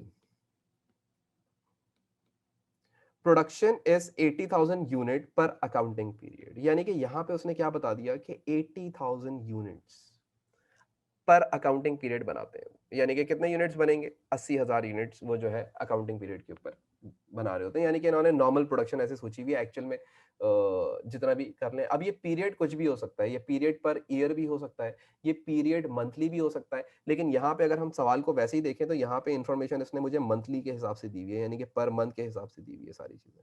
मुझे किस हिसाब से दी हुई है, पर मंथ के हिसाब से दी हुई है। तो मुझे पता है कि हर मंथ के अंदर जो इन्होंने बजट किया हुआ था, जो इन्होंने सोचा हुआ था, पहले से प्री एस्टिमेट सोचा हुआ था कि कितने यूनिट्स बनाएंगे हर महीने, 80,000 यूनिट्स बनाएंगे हर महीने।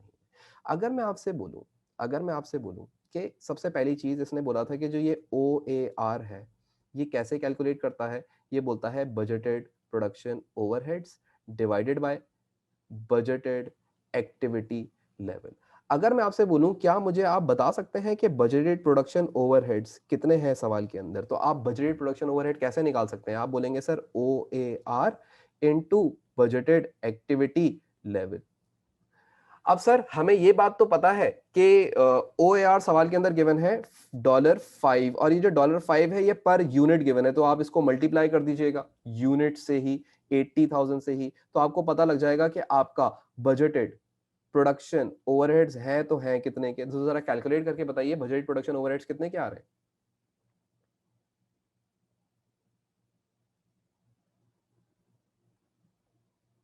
4 लाख। ओके, इसका मतलब जो मैंने बजट किए हुए थे, जो मेरे बजटेड प्रोडक्शन ओवरहेड्स हैं, वो कितने के हैं, 4 लाख के हैं। ये आप हमेशा कैलकुलेट करके अपने पास रख लीजिएगा, आगे आपको काम ही आएगी ये चीज। लेकिन आप सोचा करें इस तरीके से कि भाई पर यूनिट OAR दिया हुआ है कि 1 यूनिट बनता है तो ओवरहेड की कॉस्ट कितनी आती है, 5 आती है। अगर 80,000 यूनिट्स का इन्होंने बजट बनाया हुआ था, तो इनके जो बजट एक्टिविटी लेवल है वो 80,000 है, यानी कि अगर ये 80,000 यूनिट बनाते तो फिक्स कॉस्ट कितनी आती, 1 यूनिट पे 5 आ रही है, 2 यूनिट पे 10 आ रही है, 3 पे 15 आ रही है, 4 पे 20 आ रही है, तो 80,000 पे कितनी आएगी, 4 लाख आ जाएगी। 80,000 पे कितनी आएगी, 4 लाख की फिक्स कॉस्ट आ जाएगी। यानी कि जो fix cost budgeted production overhead, जिसको मैं फिक्स कॉस्ट भी बोल सकता हूँ आसान लफ्जों में, ये फिक्स कॉस्ट ही तो है, ये और क्या है, ये आपकी फिक्स कॉस्ट ही तो होती है। लेकिन कौन सी फिक्स कॉस्ट होती है, बजटेड फिक्स कॉस्ट होती है। आपने सोची हुई होती है कि आपकी फिक्स कॉस्ट ही आएगी, एक्चुअल में फिर अलग आ जाती है, वो एक अलग बात है, लेकिन आपने इतनी सोची हुई होती है। Done, clear. अब आगे बात करते हैं। तो एग्जामिनर सबसे पहला जो पार्ट है हम ये इग्नोर करेंगे, पहला पार्ट, क्योंकि ये एक अगले टॉपिक से रिलेट करता है जो इसके बाद मैं आपको पढ़ाऊंगा। तो यहाँ पे वो बोलता है कैलकुलेट ब्रेक इवन, तो that is a different topic, तो वो अभी हम नहीं करेंगे, उसके नीचे से पार्ट हम करना स्टार्ट करते हैं। अच्छा, अब एग्जामिनर हमें इंफॉर्मेशन क्या देता है, जरा सुनिएगा।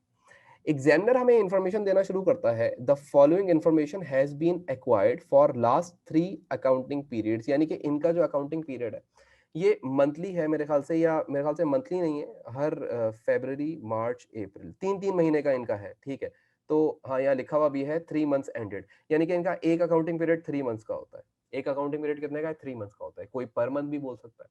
तो इसका मतलब ये भी क्लियर हो गया है कि ये जो इन्होंने 80,000 की यूनिट्स दिए हुए थे, ये यूनिट्स जो थे ये एक अकाउंटिंग पीरियड के थे, यानी कि 3 मंथ्स के अंदर ये इतने यूनिट्स बनाएंगे। तो ये जो फिक्स कॉस्ट भी हमारे पास आई है, ये कितने मंथ्स की आई है, 3 मंथ्स की ही कॉस्ट आई है, यानी कि फिक्स कॉस्ट पर यूनिट जो वो जो टोटल बजट फिक्स कॉस्ट आई है वो 3 मंथ्स की हमारे पास आई है। अच्छा भाई, तो इसका मतलब ये 3 मंथ्स में इन्होंने सोचा हुआ था हर 3 महीने में हम 80,000 यूनिट्स तैयार किया करेंगे। अब यहाँ पे इन्होंने आपको इन्फॉर्मेशन दी है फरवरी की, फिर उसके बाद ये फरवरी, फिर उसके बाद मई 3 महीने बाद की, और उसके बाद फिर अगस्त, मतलब 3 महीने बाद की, जून जुलाई एंड अगस्त, तीसरा महीना। अच्छा जी, अब आप अगर देखें तो यहाँ पे इन्होंने यूनिट्स दिए हुए, यूनिट्स क्या क्या दिए हुए। अब आप सबने कैलकुलेटर निकाल के बैठ जाना है और मेरी बातों का जवाब देना है, सारी बातें समझ आती रहेंगी। सबसे पहले दी हुई है सेल्स। सेल्स के कितने यूनिट्स दिए हुए हैं, 60,000 यूनिट्स दिए हुए हैं, यानी कि इस साल सेल्स कितने यूनिट्स हुए हैं, 60,000, यानी कि इस अकाउंटिंग पीरियड में, अब साल बोल रहा हूं, आप अकाउंटिंग पीरियड ही समझिएगा इसको, 3 मंथ्स में, इन 3 मंथ्स में आपने कितने यूनिट्स बेचे हैं, 60,000। Stock at start of the period, जब ये पीरियड स्टार्ट हुआ था तो स्टॉक कितना पड़ा हुआ था ओपनिंग में, 15,000 का, और क्लोजिंग में स्टॉक कितना पड़ा हुआ था, 0 का। अगर मैं आपसे पूछूं कि कितने यूनिट्स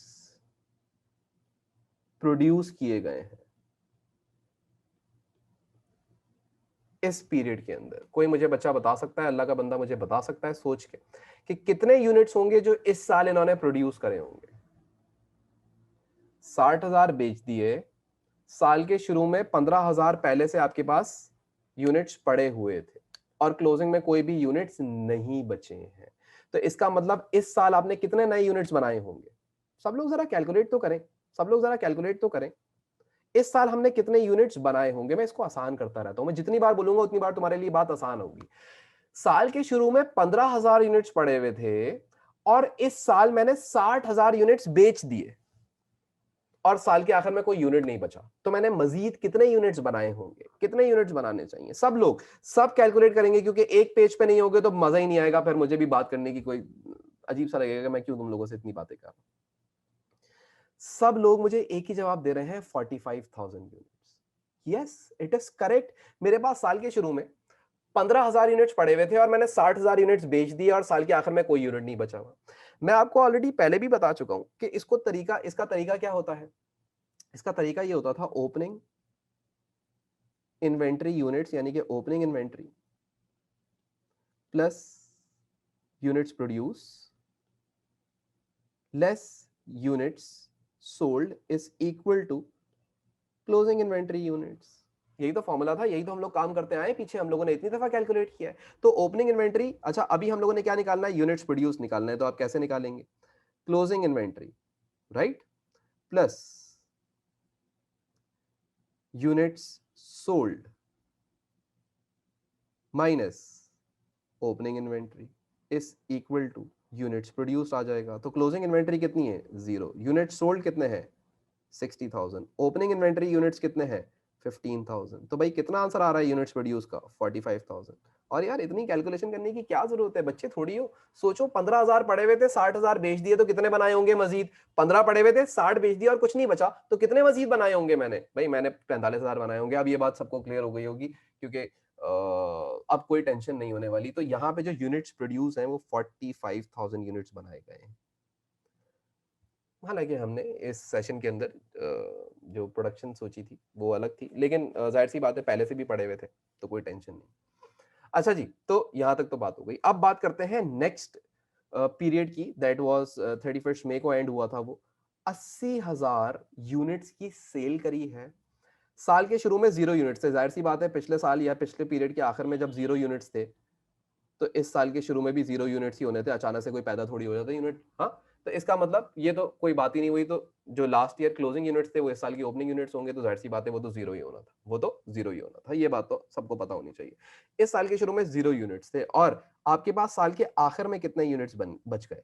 35,000 यूनिट्स आपके पास बच गए हैं। तो सवाल ये उठता है कि आपने कितने हजार यूनिट्स प्रोड्यूस करे होंगे इस साल? सब लोग कैलकुलेट करके बताएं कितने यूनिट्स इस साल मैंने प्रोड्यूस करे होंगे। मुझे सेल पता है, मुझे ओपनिंग पता है, मुझे क्लोजिंग पता है, मुझे यूनिट्स प्रोड्यूस नहीं पता, ये चौथी चीज। अच्छा अच्छा, सही। यानी कि इसका मतलब ये हो गया कि मैंने 80,000 यूनिट बेच दिए और उसके बाद भी 35,000 यूनिट पड़े हुए।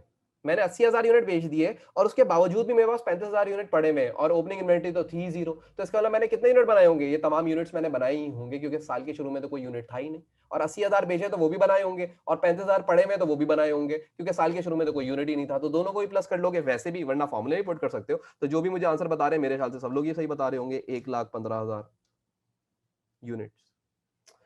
फिर उसके बाद बात करते हैं थर्ड पीरियड के अंदर। तो आपने 45,000 यूनिट्स बेच दिए, 45,000 यूनिट्स आपने सोल्ड कर दिए। ये जो 45,000 आपके यूनिट्स सोल्ड हुए हैं, आपने ओपनिंग में पहले से आपके पास कितने यूनिट्स पड़े हुए थे? 35,000। यस, तो 35,000 यूनिट्स ही होने चाहिए थे। पिछले साल का क्लोजिंग इस साल का ओपनिंग होगा, पिछले साल का क्लोजिंग इस साल का तो ओपनिंग ही होगा ना, या पिछले पीरियड का क्लोजिंग इस साल का ओपनिंग होगा। ऐसे बोल लो इस बात को, अगर आपको साल का लफ्ज अच्छा नहीं लग रहा मेरे मुंह से, तो आप इसको पीरियड बोल लो, तो पिछले पीरियड के जो क्लोजिंग थे इस साल की ओपनिंग हो जाएंगे।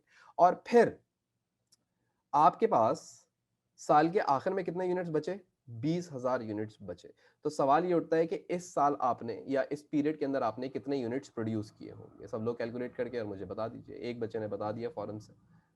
ठीक है, तो आपको ये बात समझ आ गई कि 30,000 यूनिट्स हैं जो प्रोड्यूस किए गए होंगे इस सेशन के अंदर, इस पीरियड के अंदर। ये यूनिट्स प्रोड्यूस मुझे पता होने चाहिए, क्योंकि जितने यूनिट्स प्रोड्यूस करूंगा उतनी मेरी मटेरियल लगेगा, उतनी मेरा लेबर लगेगा, उतनी मेरी वेरिएबल ओवरहेड्स लगेंगे, एक्सेट्रा एक्सेट्रा एक्सेट्रा। डन।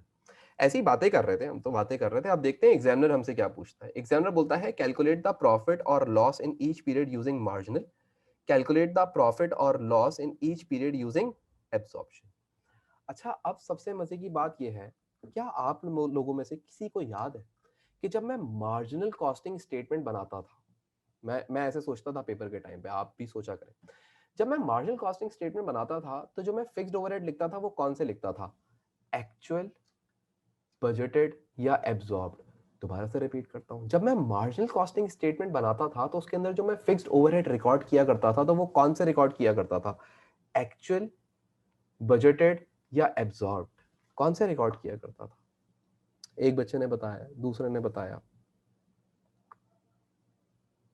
सब लोग बता रहे हैं एक्चुअल ओवरहेड्स। अच्छा, अगर हम यहाँ पे आ जाएं और हम थोड़ा सा पीछे जाएं तो एब्जॉर्प्शन कॉस्टिंग के अंदर अगर हम देखें, मार्जिनल कॉस्टिंग के अंदर सॉरी, तो मार्जिनल कॉस्टिंग के अंदर जो हम ओवरहेड्स रिकॉर्ड करते थे वो कौन से रिकॉर्ड करते थे, इस बारे में बात करिए बेटा। मैं कोई भी बात छोड़ूंगा नहीं, आपका कोर्स 100% है तो मैं 200% पढ़ाऊंगा आपको वो बात। एक्चुअल, अब ये बात तो हो गई, ये बात तो हो गई, इसमें कोई टेंशन नहीं है। सवाल यह है, इस पूरे सवाल के अंदर क्या एक्चुअल ओवरहेड्स गिवन है? कहीं कहीं इसने बताया कि एक्चुअल ओवरहेड्स कितने आए? यहां से यहां तक हम लोगों ने पूरा सवाल देखा, क्या इस सवाल के अंदर एग्जामिनर ने कहीं से मुझे बताया कि एक्चुअल ओवरहेड्स कितने हैं? बताया हुआ या नहीं बताया? नहीं बताया हुआ। तो मैंने तुम लोगों को क्या सिखाया कि if actual overheads are not given in the question, then you have to assume that actual overheads are equal to your budgeted overheads. Then you have to assume that, ये मान लेना पड़ेगा कि जो आपने बजटेड ओवरहेड सोचे थे वही एक्चुअल ओवरहेड होंगे। इस वजह से एग्जामिनर खामोश है, वरना एग्जामिनर देता है यहां पे एक्चुअल ओवरहेड्स लिख के देता कि भाई ये एक्चुअल ओवरहेड्स हैं, ये लो पकड़ो रिकॉर्ड करो। लेकिन अगर एग्जामिनर खामोश हो जाए, ये स्टेटमेंट भी मैंने लिखवाई होगी पीछे वाले पेजेस पे, जाके आपको बता दूंगा ये वाली चीज भी, अगर आपको याद नहीं आया या कोई बच्चा मुझे बोले कि सर ये वाली बात हमने नहीं करी थी, तो आप पीछे अपना पेज पलट के देखें, लिखा हुआ होगा कि if examiner is silent we will assume that budgeted production overheads are equal to actual production overheads. इसका मतलब जब मैं मार्जिनल कॉस्टिंग स्टेटमेंट बना रहा हूँ तो मैं ये मान के बनाऊंगा कि जो एक्चुअल ओवरहेड्स हैं वो भी इतने ही हैं जितने बजटेड ओवरहेड्स थे या बजटेड फिक्स्ड ओवरहेड्स थे, and those were 4 lakh 4 lakh 4 lakh 4 lakh.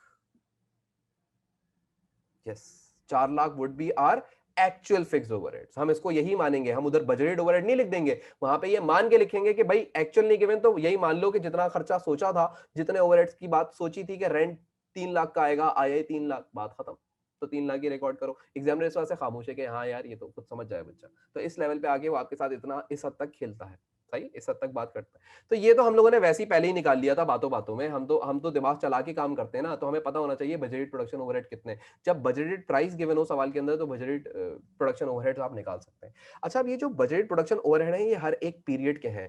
फरवरी का 4 लाख, मई का 4 लाख, अगस्त का 4 लाख। क्यों?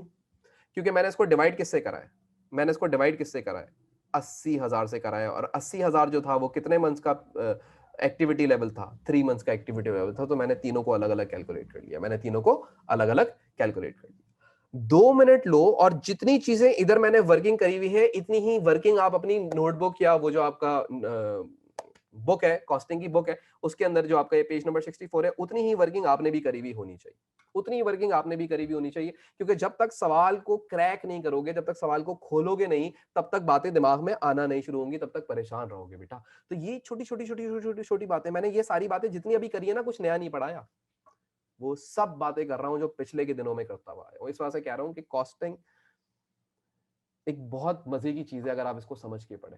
तो मेरा मेरा दिल बहुत मानता है कॉस्टिंग का, तो मैं करता हूँ कॉस्टिंग को, दिल से करता हूँ। तो आप देखिए ये सारी चीजें आपने रिकॉर्ड कर लेनी होनी चाहिए। फिर उसके बाद हम इनका पार्ट ए और पार्ट बी करना शुरू करेंगे, जो कि एग्जामिनर ने हमसे मांगा हुआ है। तो उसके अंदर हमें कोई इतना प्रॉब्लम नहीं होने वाला, या उसके अंदर कोई इतनी टेंशन नहीं होने वाली, वो तो हम आराम से कर लेंगे। ये जो चीजें मैंने यहाँ पे आपकी स्क्रीन पे लिखी हुई है, सारी चीजें आपके पास लिखी हुई होनी चाहिए। और हम स्टार्ट करते हैं, स्टेटमेंट बनाते हैं, लिख लेते हैं भाई। प्रॉफिट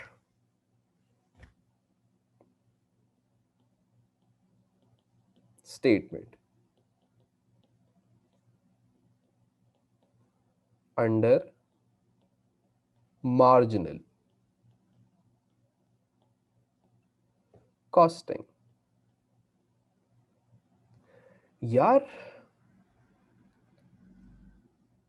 ये जो profit statement under marginal costing बनेगी, सबसे पहले मुझे एक चीज बस दिखाएं सवाल के अंदर कि इसने क्या बोला था, ईच पीरियड, यानी कि फरवरी की अलग बनानी है, मार्च मई की अलग बनानी है और अगस्त की अलग बनानी है। इसका मतलब मुझे 3 स्टेटमेंट्स बनानी पड़ेंगी मार्जिनल की, और फिर 3 स्टेटमेंट्स बनानी पड़ेंगी एब्जॉर्प्शन की। बस ये बात अपने दिमाग के अंदर रखिएगा। ईच पीरियड बोला है उसने, सही है, सारे पीरियड्स की एक साथ नहीं, एक साथ होती तो मैं एक साथ बनाता, लेकिन इसने अलग अलग बोला है, तो शायद थोड़ी सी मेहनत ज्यादा लगेगी, लेकिन चलो बनाते हैं, अल्लाह मालिक है यार, देखते हैं क्या होता है। अच्छा भाई, सबसे पहले हम स्टार्ट करते हैं, तो हम डिवाइड कर लेते हैं 3 पीरियड्स को अलग अलग हिसाब से, यानी कि हम बात कर लेते हैं एक पीरियड, दूसरा पीरियड, बहुत बड़े बड़े नहीं हो गए, तीसरा पीरियड, चलें अल्लाह मालिक, देखते हैं क्या होता है। ये 3 पीरियड्स के ऊपर बात होने वाली है, तो मैंने 3 डिफरेंट पीरियड्स बना लिए। पहले पीरियड को मैं नाम दे देता हूं फेब्रुअरी, फेब्रुअरी था ना मेरे ख्याल से।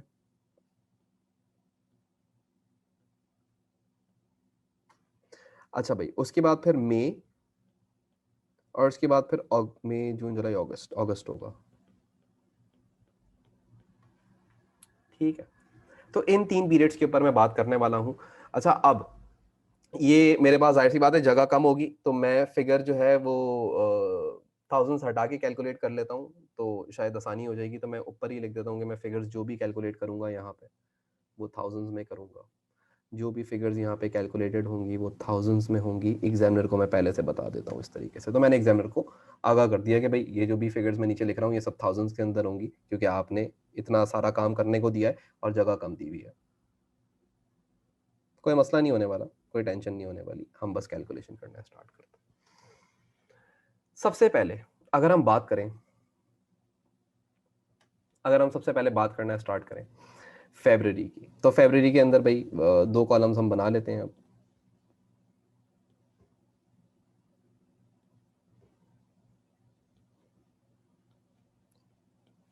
क्योंकि स्टेटमेंट बनती है तो 2 कॉलम्स के अंदर ही बनेगी, सिंगल कॉलम में तो स्टेटमेंट सारी खिचड़ी बन जाएगी। तो इसको मैं ब्रेक कर लेता हूँ, सेल्स और कॉस्ट अलग अलग शो तो कर सकूँ आपको। चले, तो जी ये मैंने स्टेटमेंट बना ली। अब सबसे पहले बात करते हैं, इसको थोड़ा सा सही कर लें, ओके। तो अब हम बात करना स्टार्ट करते हैं। सबसे पहले सेल्स रिकॉर्ड करते हैं, सेल्स। अच्छा भाई, अब सेल्स आप लोग मुझे कैलकुलेट कर करके बताएंगे। अब आप लोग कैसे कैलकुलेट करेंगे, सब बच्चे, आप सबने ये देखो बेटा, सबने साथ काम करना है, क्योंकि मेहनत ज्यादा है। अब तुम लोग को जाहिर सी बात है ये थोड़ी बहुत चीजें, ये स्क्रीन पे मुझे थोड़ा सा छोटा बड़ा लग रहा है, खैर है, इतना तो चलता है। अच्छा भाई, तो हम लोग कैलकुलेट करते हैं। सबसे पहले तुम लोगों ने क्या करना है, सबसे पहले तुम लोग ये देखो कि भाई तुम लोगों के जो यूनिट्स थे, जो तुम लोग के यूनिट्स थे वो,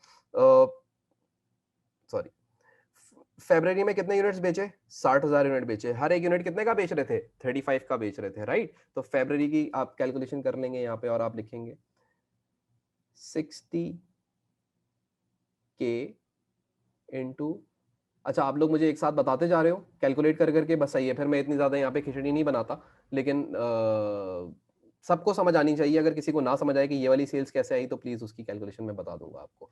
तो पहली जो आप मुझे सेल्स बता रहे हैं वो आप मुझे बता रहे हैं 2,10,000, राइट। तो मैं यहाँ पे लिख लेता हूँ 2 लाख, नहीं, 2.1 मिलियन बता रहे हैं आप मुझे, ओके। तो 2100 लिख लेता हूँ मैं यहाँ पे। इसकी जो सेल्स आप लोग मुझे बता रहे हैं वो 2800 के बता रहे हैं, तो यहाँ मैं 2800 लिख लेता हूँ।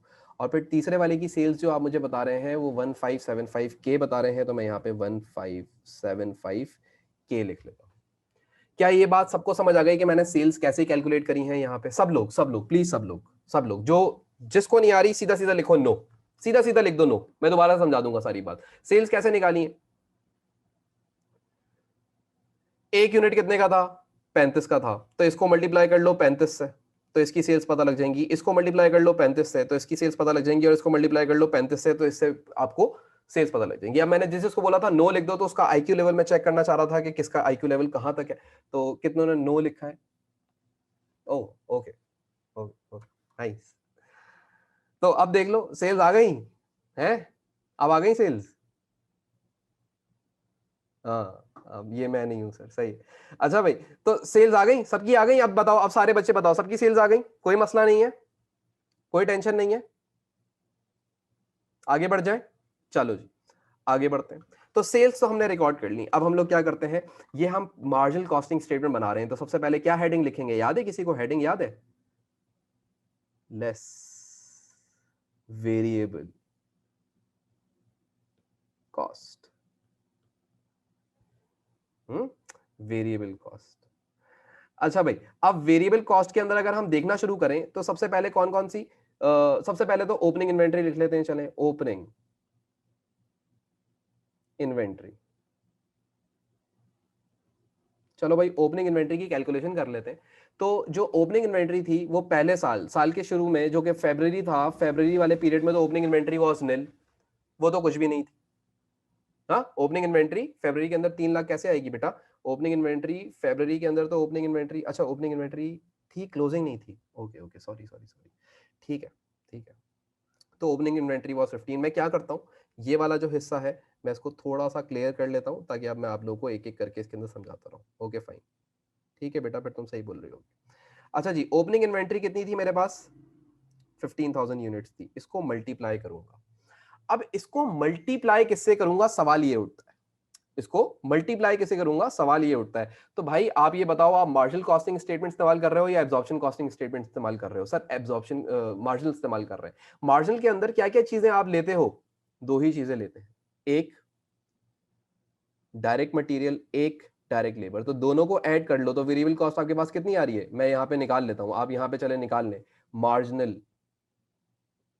रेट कितना है, और यहां निकाल लीजिए एब्जॉर्प्शन रेट कितना है। तो मार्जिनल रेट अगर आप निकालें तो 9 जो कि डायरेक्ट मटेरियल है, प्लस 11 जो कि डायरेक्ट लेबर है, दैट इज 20 रेट है मार्जिनल। और एब्जॉर्प्शन रेट अगर आप निकालें तो 9 प्लस 11 प्लस 5, तो ये 25 एब्जॉर्प्शन रेट है। राइट, यानी कि अभी मैं ओपनिंग इन्वेंट्री रिकॉर्ड करूंगा तो मार्जिनल कॉस्टिंग स्टेटमेंट बना रहा हूं, तो मल्टीप्लाई कैसे करूंगा इस 15,000 को? 20 से मल्टीप्लाई करूंगा। इस जीरो को किससे मल्टीप्लाई करूंगा? 20 से। इस 35,000 को किससे मल्टीप्लाई करूंगा? 20 से मल्टीप्लाई कर रहा हूँ। और तीनों चीजों को जब मैं 20 से मल्टीप्लाई करूंगा तो मुझे आंसर पता लगना शुरू हो जाएंगे, मेरी ओपनिंग इन्वेंट्री कितने की है। राइट, तो चलो भाई कैलकुलेट करते हैं। ओपनिंग इन्वेंट्री पहले की कितनी आ रही है बेटा, अब मुझे बताओ जरा, 15,000 इंटू 20 बताओ कितना होता है? 300। ओके, तो मैं यहां लिख लेता हूं 300। दूसरे का बताओ बेटा, अजीज बेटा तुम भी बताओगे अब मुझे। 0। तीसरे का, अगस्त का इज 700।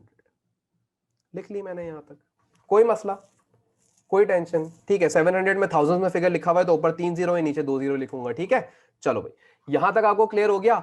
ओपनिंग इन्वेंट्री तक क्या सबको क्लियर है? We have started this question from sales, so sales are here,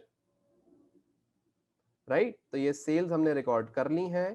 क्या सेल्स सबको क्लियर हैं? और जो ओपनिंग इन्वेंट्रीज मैंने यहाँ पे मेंशन करी हैं, क्या वो सबको ओपनिंग इन्वेंट्रीज भी क्लियर हैं? आगे बढ़ जाएं। तो अब हम क्या लिखेंगे, अब हम लिखेंगे डायरेक्ट मटेरियल और डायरेक्ट लेबर। हाँ, तो अब डायरेक्ट मटेरियल डायरेक्ट लेबर यहाँ पे हम लोग लिखते हैं। किस तरीके से लिखेंगे, चलें जी। सबसे पहले आप मुझे ये बताइए कि आपका मटेरियल कितना लगा होगा। तो मटेरियल कैसे निकलता है, मटेरियल कैसे पता लगेगा? आपको ये बात पता है कि मटेरियल जो आपका डायरेक्ट मटेरियल लग रहा था वो कितने का लग रहा था? $9 का लग रहा था। आपने इस पीरियड के अंदर कितने यूनिट्स प्रोड्यूस करे थे? 4500 यूनिट्स प्रोड्यूस करे थे। तो इसको मल्टीप्लाई किससे कर देंगे? 9 से। इसको किससे मल्टीप्लाई कर देंगे? 9 से। इधर कितने यूनिट्स प्रोड्यूस करे थे? 30,000। तो मल्टीप्लाई किससे कर देंगे? 9 से। ये 9 से आपको क्या पता लग जाएगा? डायरेक्ट मटीरियल पता लग जाएगा। डायरेक्ट मटीरियल पता लग जाएगा। डायरेक्ट मटीरियल पता लग जाएगा। तो ये आपको सारे डायरेक्ट मटेरियल्स पता लगना शुरू हो जाएंगे। चलो भाई, तो फरवरी का मुझे बताया है कितना आ रहा है फरवरी का? 405। मैं लिख लेता हूं यहाँ पे 405। मई का बताइए? 1035। अगस्त का बताइए?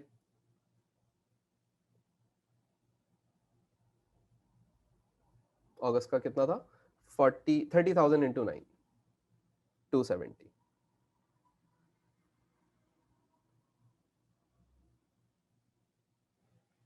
270 आ रहा है, 270।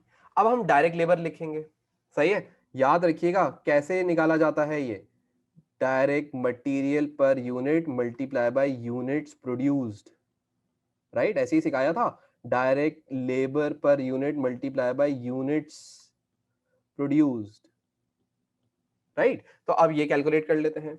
तो अब आपके जो डायरेक्ट लेबर पर यूनिट है वो कितना है बेटा, 11 का है, तो मल्टीप्लाई कर दीजिएगा 45,000 मल्टीप्लाई बाय 11, आपके पास क्या आ जाएगी डायरेक्ट लेबर, 5,000 मल्टीप्लाई बाय 11 आपके पास आ जाएगी डायरेक्ट लेबर, और इसी तरीके से 30,000 मल्टीप्लाई बाय 11 आपके पास क्या आ जाएगी डायरेक्ट लेबर आ जाएगी। तो चलो भाई, अब डायरेक्ट लेबर मुझे आप बताना शुरू करेंगे। पहली फरवरी की आप लोगों ने मुझे बताई डायरेक्ट लेबर इज 495, मैं लिख देता हूं 495, फरवरी आ गई। उसके बाद फिर 1265, तो इसकी आ गई 1265। उसके बाद बताइए तीसरे की डायरेक्ट लेबर कितनी आ रही है 330, तो 3 लाख। मैं ये सवाल सॉल्व करवाते हुए ये अज्यूम कर रहा हूं कि आप लोगों ने बुक अपने सामने खोली हुई और आप कैलकुलेशन कर रहे हैं कैलकुलेटर लेके, मैं ये अज्यूम करके सवाल करवा रहा हूं, सही है। ये फिल्म नहीं चल रही है कि आप बस सुनते रहोगे, ये लेक्चर नहीं है, दिस इज सॉल्यूशन, राइट। तो आप सब ने वो किताब खोली हुई होगी और आप वहां से सब करके मुझे यहाँ पे बता रहे होंगे और मैं यहाँ लिख रहा हूँ, समझ रहे हो। ये 2 वे क्लास चल रही है इस वक्त, ये 1 वे क्लास नहीं चल रही है, ठीक है। अच्छा बेटा, अब हम लोगों ने ये तीनों चीजें रिकॉर्ड कर ली, राइट। तो हम लोगों ने अभी तक ये ओपनिंग इन्वेंटरी रिकॉर्ड की थी, और उसके बाद फिर ये आ गया हमारा डायरेक्ट मटेरियल। क्या डायरेक्ट मटेरियल सबको कैलकुलेट करने आ गया, क्या डायरेक्ट लेबर सबको कैलकुलेट करने आ गई, कोई मसला नहीं है, आगे बढ़ सकता हूं मैं। फरवरी सी इन्वेंटरी 0 है,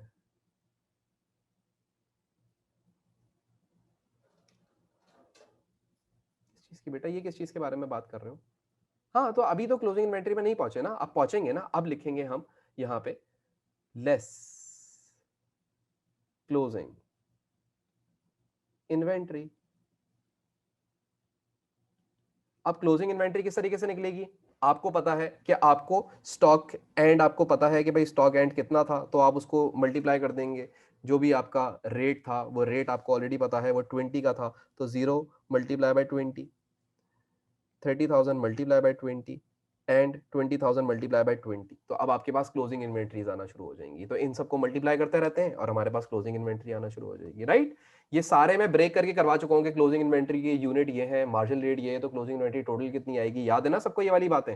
हाँ, तो वही काम आज यहाँ पे हमसे एग्जामिनर करवा रहा है। तो पहले की आ रही है 0, ठीक है बेटा। दूसरे की बताओ,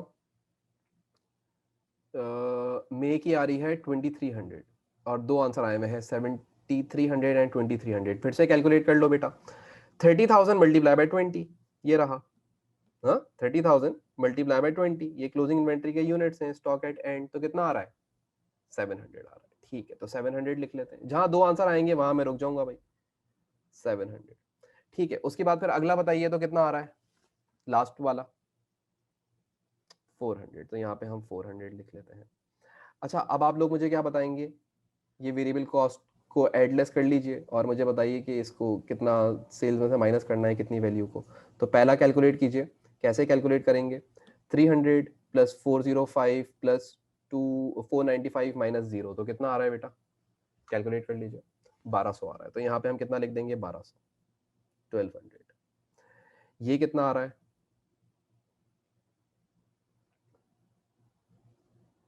1600। फिर उसके बाद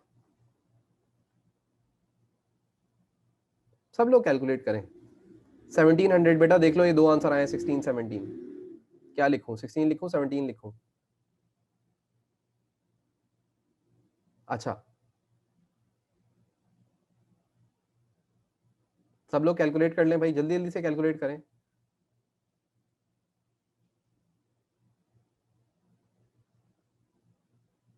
क्या हो गया, थक गए क्या,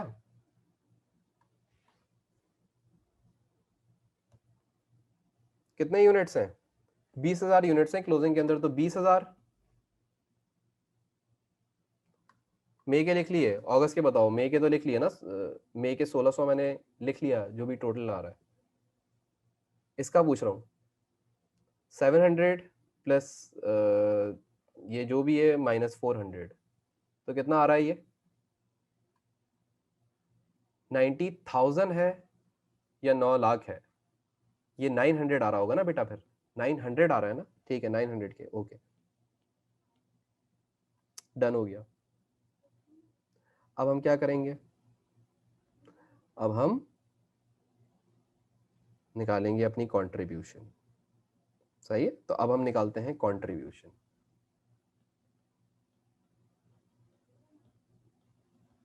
sales minus variable cost is equal to contribution. तो पहले का कंट्रीब्यूशन कितना आ रहा है, दूसरे का कितना आ रहा है, तीसरे का कितना आ रहा है, ये कंट्रीब्यूशंस बताएं मुझे। 900,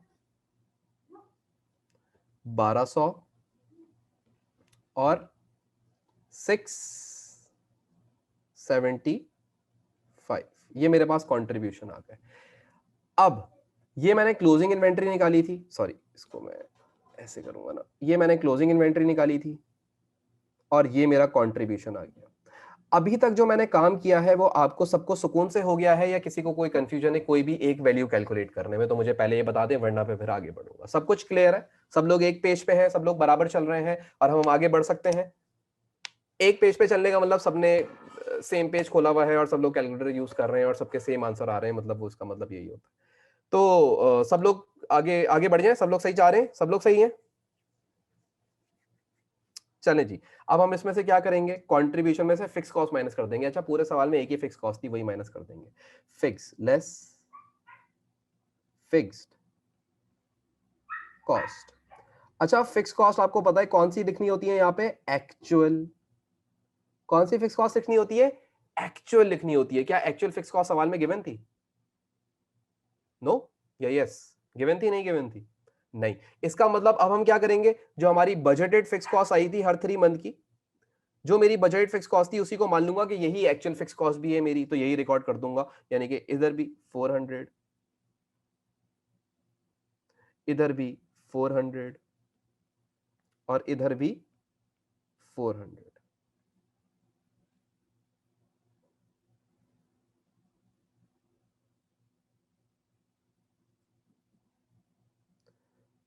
ओए ये क्या हो गया, चलो। तो अब हम लोग यहां पे निकाल लेंगे प्रॉफिट अंडर मार्जिनल। चलो भाई कितना कितना आ रहा है, 500 आ रहा है फेब्रवरी का, 800 आ रहा है और 275 आ रहा है। ठीक है जी, तो ये भी हमने कैलकुलेट कर लिया, ये हमारी फिक्स कॉस्ट आ गई थी और उसके बाद फिर आखिर में हमने प्रॉफिट्स कैलकुलेट कर लिए एंड दैट्स इट। ये बन गई हमारी profit statement using marginal costing. Clear है यहाँ तक, पहले ये बता दीजिए सबको ये क्लियर है जो हमारे प्रॉफिट्स आए हैं, सब कुछ सही है, कोई मसला नहीं है, कोई एक बात आपको कहीं अटकी नहीं या आपके दिल पे नहीं लगी कि यार ये पता नहीं कहाँ इतनी जल्दी से आगे गुजार दिया, एक एक चीज समझा समझा के करा रहा हूँ बेटा। तो बस कुछ नहीं चाहिए, सिर्फ दुआ देना, लेकिन साथ साथ चलना, सिर्फ साथ साथ चलना।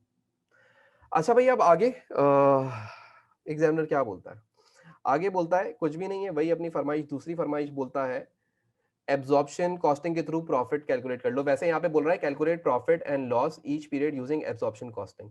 अब जाहिर सी बात है यहाँ पे हमें क्या करना है, एब्जॉर्प्शन कॉस्टिंग के थ्रू प्रॉफिट्स को कैलकुलेट करना है। अच्छा मैं आपको एक बात बताऊं, आप लोग अगर जो पिछला वाला लेक्चर मेरा अभी जो अब से मैंने आधे घंटे पहले जो लेक्चर दिया था, अगर वो आपके दिमाग में हो ना, तो आप बिना स्टेटमेंट बनाए इसको कैलकुलेट कर सकते हैं। लेकिन उसने नीचे स्टेटमेंट बनाने को बोल दिया है, तो वो बाद में हम देखेंगे कि स्टेटमेंट बना के भी क्या फर्क पड़ता है क्या नहीं पड़ता। लेकिन आप अभी भी मार्जिनल कॉस्टिंग के प्रॉफिट्स आ गए आपके पास, आप एब्जॉर्प्शन के प्रॉफिट यही नीचे खुद ही कैलकुलेट करके शो कर सकते हो एग्जामिनर को, आपको पता है। अगर आपका कॉन्सेप्ट वो वाला क्लियर हो गया जो मैंने अभी आपसे बात करी थी थोड़ी देर पहले, कौन सी बात सर, ये वाली बात, ये बात, ये जो मैंने यहाँ पे लिखा है, आप फॉरन से एब्जॉर्प्शन प्रॉफिट यहीं पे निकाल सकते हैं, समझ रहे हैं। लेकिन हम तो नन्हे मुन्ने राही हैं। अब निकाल लेते हैं, क्योंकि उसने प्रॉफिट स्टेटमेंट बोला है पूरी, तो स्टेटमेंट बनानी है, जैसे ऊपर बोला था इसने प्रॉफिट एंड लॉस बनाना था, तो यहीं पे भी प्रॉफिट एंड लॉस कैलकुलेट करते हैं, तो पूरी स्टेटमेंट ही बना लेते हैं इज्जत से, क्या भी जाए वहां पे। अच्छा भाई statement profit statement under absorption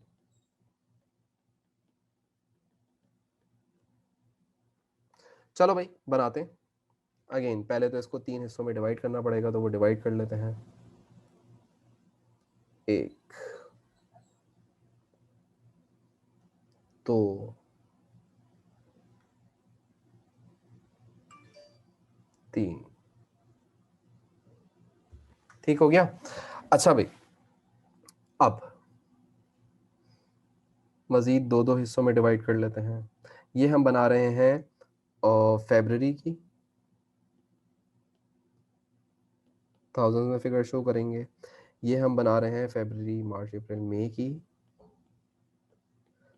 thousand में फिगर शो करेंगे। और ये हम बना रहे हैं अगस्त की, थाउजेंड में फिगर शो करेंगे।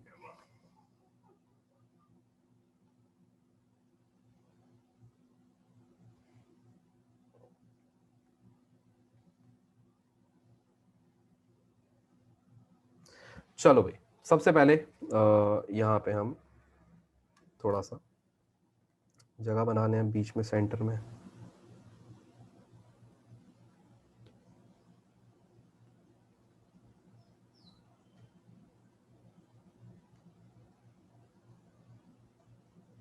तो पता है आजकल तो ऐसा भी होता है, ये जो हम ये बना रहे हैं स्टेटमेंट, ये जो हम लिख रहे हैं, इसका स्क्रीनशॉट लेके भी डाला जाता है। अच्छा चले जी, स्टार्ट करते हैं। बिस्मिल्लाहिर्रहमानिर्रहीम। अच्छा भाई, ये किसी ने प्राइवेट में मुझे मैसेज करा है। मैं ऐसी जनरल बात कर रहा हूँ कि इसको बोला जाता है पता नहीं क्या कर दिया ऐसा। अच्छा भाई, चले जी, हमने लाइनें खींची हैं खाली सीधी सीधी सी, और ये मुझे इसी ने हेल्प करा है। सही है, मैं तो टेढ़ी लाइन ही खींच रहा होता था।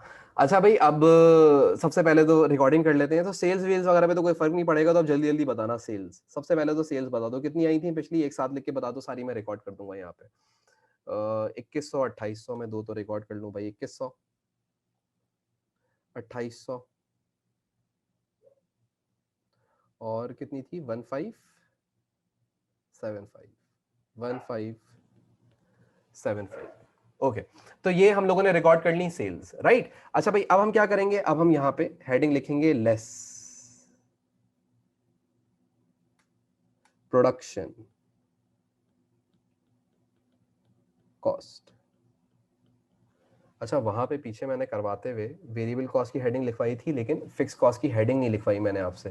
तो यार इसके लिए जरा सा ये देख लीजिएगा, इसके नीचे मुझे हेडिंग लिखनी चाहिए थी आपको समझाने के लिए। लेकिन आपको पता है कि कंट्रीब्यूशन में से फिक्स कॉस्ट ही माइनस होती है, क्योंकि कंट्रीब्यूशन का मतलब ये होता है कि how much do you have, या how much money do you have to contribute towards your fix cost. तो वो यही होती है। तो फिक्स कॉस्ट की हेडिंग यहाँ आनी चाहिए थी उसूलन, लेकिन मैंने नहीं डाली, शायद ध्यान में नहीं हो।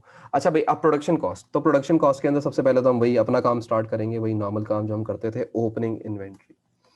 Opening inventory. अच्छा, अब ये इन्वेंट्री जो है, बेटा मुझे नहीं पता ये प्रॉफिट का, तो चलो भाई, ओपनिंग इन्वेंट्री।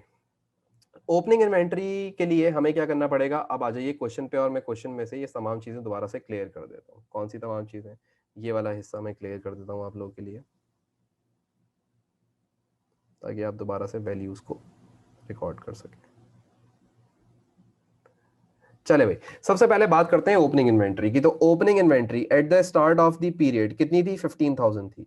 लेकिन अब ये जो ओपनिंग इन्वेंट्री है, ये आप कैसे रिकॉर्ड करेंगे, आप कौन सी कॉस्टिंग कर रहे हैं, मार्जिनल कॉस्टिंग। तो किस रेट से मल्टीप्लाई करेंगे, मार्जिनल रेट से। And the marginal rate is 25। तो अब आपने क्या करना है, इन सबको मल्टीप्लाई कर देना है 25 से, 25 से एंड 25 से। तो भाई जल्दी जल्दी से आप जरा करते रहे और मुझे बताते रहे कि ओपनिंग इन्वेंट्री कितनी आ रही है। पहले कितनी आ रही है, 375। ओके, तो एक बच्चे ने मेरे ख्याल से तीनों बता दी मुझे, तो मैं वो लिख लेता हूँ जल्दी जल्दी से। 375 नील एंड 875। ओके, अब हम यहाँ पे लिखते हैं डायरेक्ट मटेरियल और डायरेक्ट लेबर। अच्छा, ये डायरेक्ट मटेरियल डायरेक्ट लेबर के अंदर कोई खास फर्क नहीं आने वाला, तो जरा मुझे बता दीजिए कि कितना कितना था। वो तो सेम सेम नहीं रहेगा, कितना कितना आ रहा था हमारा। कितना 405 और 405 और 495 मैं यहाँ लिख लेता हूँ। 405 और 495 में जल्दी जल्दी ये लिख लेता हूँ क्योंकि इसके अंदर टाइम वेस्ट करने का फायदा नहीं है। 1035 एंड 1265, 1035 1265 और उसके बाद फिर 270 एंड 330, 270 एंड 330 और उसके बाद फिर क्या होगा? ठीक है, फिर उसके बाद क्या होगा? Closing inventory. क्लोजिंग इन्वेंट्री, आपको ये पता है कि आपकी क्लोजिंग इन्वेंट्री के यूनिट्स कितने थे? ऑलरेडी आपको पता है। आप इसको मार्जिनल रेट से मल्टीप्लाई कर दें, multiply by 25, multiply by 25 and multiply by 25, तो आपको आंसर्स पता लगना शुरू हो जाएंगे। बेटा तो ये भी कैलकुलेट कर लो जल्दी जल्दी से।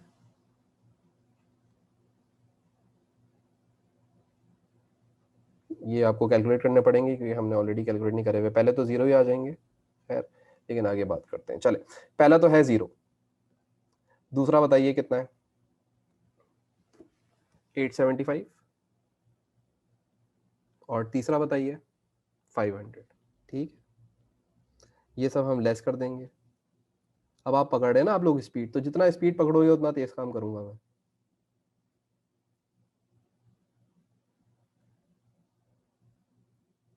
चलो तो फिर क्लोजिंग इन्वेंटरी हम लोगों ने लिख ली। यार हम लोग एक चीज तो लिखना ही भूल गए यहाँ पे क्लोजिंग इन्वेंटरी से पहले।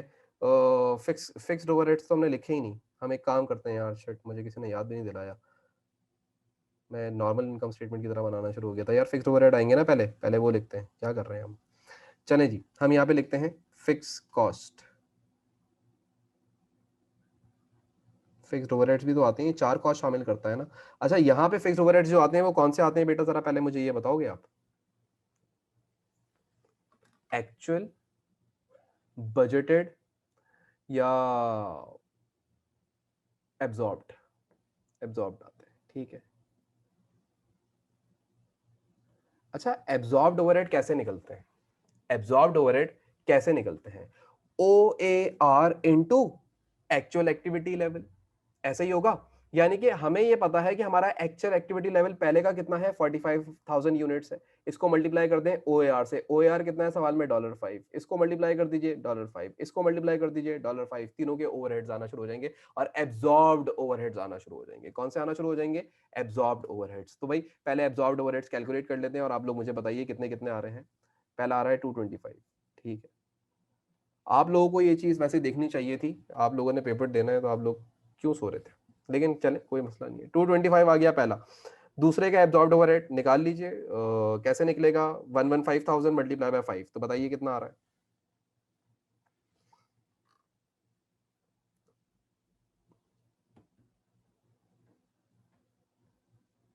175 कैसे हो सकता है बेटा? मे का आ रहा है 575, सही है। और फिर तीसरे का निकाल लीजिए, तो 30,000 मल्टीप्लाई बाय 5 कितना आ रहा है?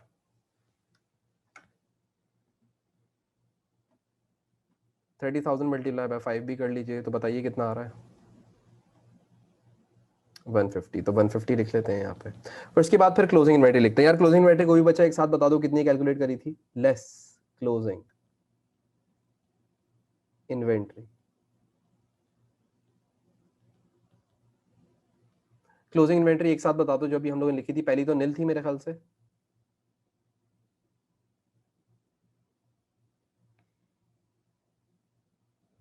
दूसरी तीसरी यार क्लोजिंग इन्वेंटरी जल्दी जल्दी से बता देना। 875 और बेटा 500, ठीक है 500। चलो अब निकाल लो जल्दी से आंसर। पहले पहले ये बताओ ये कितनी प्रोडक्शन कॉस्ट कितनी आ रही है, तो फिर हम ग्रॉस प्रॉफिट कैलकुलेट करें। कॉस्ट ऑफ सेल्स कैलकुलेट करो कितनी कितनी आ रही है तीनों की। इन चारों चीज़ों को ऐड कर लो क्योंकि यहाँ पे चार कॉस्ट आएंगी, ये चार कॉस्ट लेते हैं ना। लेकिन इस बार तो इनके पास वेरिएबल प्रोडक्शन ओवरहेड्स नहीं थे, तो इनके पास ये तीन कॉस्ट उन्होंने ली और उन्होंने दो ली होंगी। चलो भाई बताओ, पहले का कितना आ रहा है? 1500 आ रहा है, ठीक है तो यहाँ लिख लेते हैं 1500। दूसरे का कितना आ रहा है?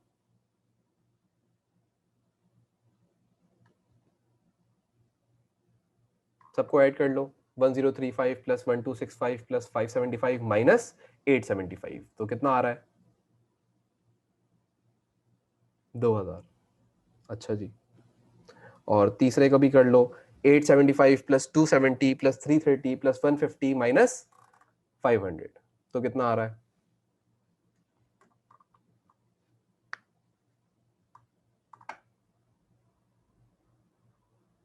इतना स्लो क्यों हो गए तुम लोग? 1125। ठीक है, तो अब ग्रॉस प्रॉफिट बताओ कितना आ रहा है? ग्रॉस प्रॉफिट, तो ग्रॉस प्रॉफिट निकाल लेते हैं, दोनों को माइनस कर दीजिए, 2100 माइनस 1500, तो ये हो गया 600 मेरे ख्याल से पहला, तो दूसरा 800 हो गया, 600, दूसरा 800, और फिर तीसरा जरा निकालो तो कितना आ रहा है, जरा बताना, तीसरा वाला कैलकुलेट करो, 1575 और माइनस 11 450, ओके 450 आ गया। अब हम क्या करेंगे, अब हम यहाँ पे अंडर ओवर एब्जॉर्प्शन को एडजस्ट करेंगे, यानी कि अब हम एडजस्टेड ग्रॉस प्रॉफिट कैलकुलेट करेंगे, राइट? तो अब एडजस्टेड ग्रॉस प्रॉफिट कैलकुलेट करने का तरीका क्या है, अंडर ओवर एब्जॉर्प्शन कैलकुलेट की जाएगी। तो ये वैसे तो आप कैलकुलेटर पे करोगे, लेकिन जाहिर सी बात है मैं स्क्रीन पे काम कर रहा हूं तो मैं आपको शो करूंगा, तो हम यहाँ पे लिख लेते हैं अंडर ओवर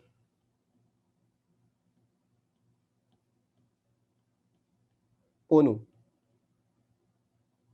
बस इसको याद रखना, ठीक है? पहले बात करते हैं फेब्रवरी की, यहां पे कैलकुलेशन कर लेते हैं फेब्रवरी की। अच्छा भाई, अंडर ओवर एब्जॉर्प्शन कैसे निकलता था? Actual overheads minus absorbed overheads, right? Actual overheads तो यूजुअली हमें पता ही होते हैं सवाल के अंदर, एब्जॉर्ब्ड ओवरहेड्स कैसे निकलते थे? O A R into actual activity level. तो चलो भाई, सबसे पहले तो फेब्रवरी का देखते हैं कि अंडर एब्जॉर्प्शन है या ओवर एब्जॉर्प्शन है, राइट? चलो तो फेब्रवरी का कैलकुलेट करते हैं। सबसे पहले बताओ एक्चुअल ओवरहेड्स कितने हैं? किसी को पता है एक्चुअल ओवरहेड्स कितने हैं फेब्रवरी के? कोई बच्चा जिसको एक्चुअल ओवरहेड्स पता हो फेब्रवरी के? वैसे सवाल में इतना बड़ा बड़ा था और उसके बारे में इतनी बात हुई है, फिर यही एक्चुअल ओवरहेड्स मैंने मार्जिनल कॉस्टिंग के अंदर भी लिखे थे। तो मार्जिनल कॉस्टिंग के अंदर एक्चुअल ओवरहेड्स कितने थे, या सवाल के अंदर ही एक्चुअल ओवरहेड्स कितने हैं फेब्रवरी के? 400 है। तो यार इसमें इतना सोचना क्या है, 400 है माइनस एब्जॉर्ब्ड ओवरहेड। अब ये एब्जॉर्ब्ड ओवरहेड कैसे पता लगेंगे?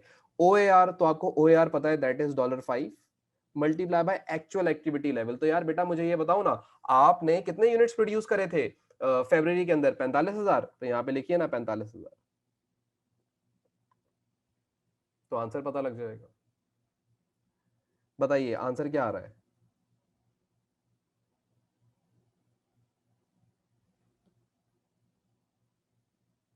हाँ भाई, आंसर क्या आ रहा है? 175। 175 पॉजिटिव आ रहा है तो आप मुझे प्लस 175 लिखा करें, और नेगेटिव आ रहा हो तो माइनस 175। ऐसे मुझे कभी समझ नहीं आएगा कि पॉजिटिव आया या नेगेटिव आया। 175 पॉजिटिव आ रहा है, ओके। इसका मतलब अगर मैं सोचूं, पोनू भाई को याद करूं, अब मैं पोनू,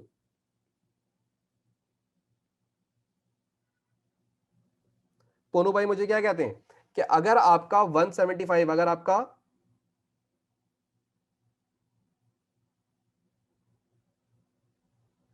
ओवर एब्जॉर्प्शन है 175 या अंडर एब्जॉर्प्शन है? चलो पहले, चलो आप लोग यार थोड़ा सा भूल गए होंगे, तो पहले नोपू के थ्रू बात करते हैं, पहले नोपू के थ्रू बात करते हैं। नोपू, नोपू क्या कहता था कि भाई ये 175 अगर पॉजिटिव आया है तो क्या हो रहा है? अगर पॉजिटिव आया है तो क्या हुआ है? Under absorption. सही, एक बच्चे ने फौरन से गलत आंसर दिया, मैं घबरा जाता हूं कि यार नहीं, फिर इसका मतलब और पीछे जाना पड़ेगा। तो ये तो आ गई आपके पास अंडर एब्जॉर्प्शन। इस 175 को कहां पे रिकॉर्ड करना है मैंने? ये अंडर एब्जॉर्प्शन आ गई 175 की, राइट? ये नेगेटिव है, यानी कि 175 नेगेटिव है। इसको मुझे यहां पे रिकॉर्ड करना है 175 को। चलें जी, अब मुझे बताइए कि 175 यहां पे क्या होना चाहिए, ऐड होना चाहिए या सबट्रैक्ट होना चाहिए?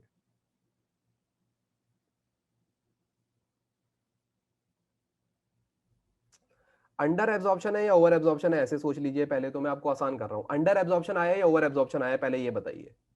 अंडर है या ओवर है? चलें आपको आसान कर देता हूं ना, अंडर है या ओवर है? अंडर है, तो अंडर को क्या करना होगा? n यानी कि नेगेटिव, यानी कि माइनस करना पड़ेगा, तो 175 यहां से क्या हो जाएगा, माइनस हो जाएगा। तो फिर इसका प्रॉफिट पता लग जाएगा। प्रॉफिट बताइए कितना आ रहा है, और तो कुछ भी नहीं, अंडर क्या है ये, एब्जॉर्प्शन। चलो बेटा, प्रॉफिट बताओ कितना आ रहा है, 600 माइनस जो भी आ रहा है ये आपका 175,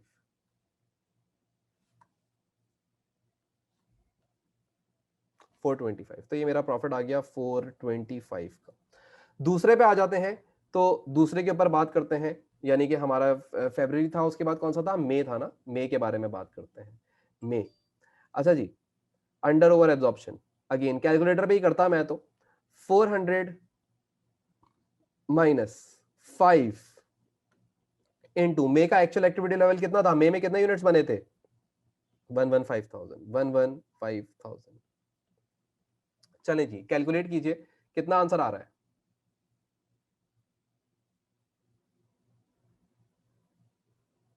175 माइनस आ रहा है। अच्छा जी, तो इसको लिख लेते हैं 175, ये माइनस आ रहा है आपके पास, तो ये क्या है, ओवर एब्जॉर्प्शन आई है आपके पास। हाँ, अगर आपका नेगेटिव आंसर आ जाए तो ओवर एब्जॉर्प्शन होगी ना, ठीक है। अच्छा भाई, अब आ जाते हैं हम नोपू के ऊपर, क्योंकि अब हम लोगों ने यहाँ रिकॉर्डिंग करनी है।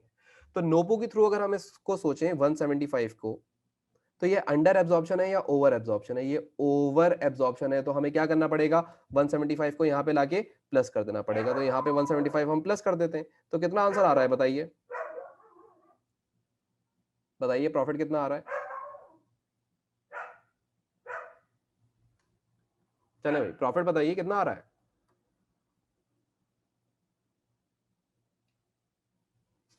975। उसके बाद फिर बात करते हैं नेक्स्ट की, जो कि अगला है अगस्त का मंथ, तो अगस्त के बारे में कैलकुलेशन कर लेते हैं। अंडर ओवर एब्जॉर्प्शन, तो 400 तो आपके पास पहले से था, ये मैंने इधर 3 जीरो ज्यादा लगा दिए थे, तो ये 115 से ही मल्टीप्लाई करेंगे आप, जाहिर सी बात है। अच्छा भाई, माइनस 5 इनटू कितनी प्रोडक्शन हुई है, 30,000 हुई है, ठीक है, मल्टीप्लाई बाय 30। तो बताइए कितना आंसर आ रहा है, 975, तो चलें प्रॉफिट बताएं 250, ठीक है, तो 250 आपके पास आ रहा है, पॉजिटिव आंसर आ रहा है, राइट, इसका मतलब ये अंडर एब्जॉर्प्शन है, ठीक है। तो ये अंडर एब्जॉर्प्शन आपके पास आई थी। अब हम इधर इस अंडर एब्जॉर्प्शन को सोचेंगे कि अगर हमारे पास अंडर एब्जॉर्प्शन आ गई पोनू के थ्रू, तो इस स्टेटमेंट के अंदर उसको क्या करना पड़ेगा, माइनस करना पड़ेगा, कितने का, 250 का, तो इसको माइनस कर देते हैं 250 का, तो हमें प्रॉफिट पता लग जाएगा। प्रॉफिट कितना आ रहा है जरा कैलकुलेट कर लीजिए। मेरे ख्याल से 200 ही आना चाहिए, इस पे क्या कैलकुलेशन करवाऊं मैं आपसे।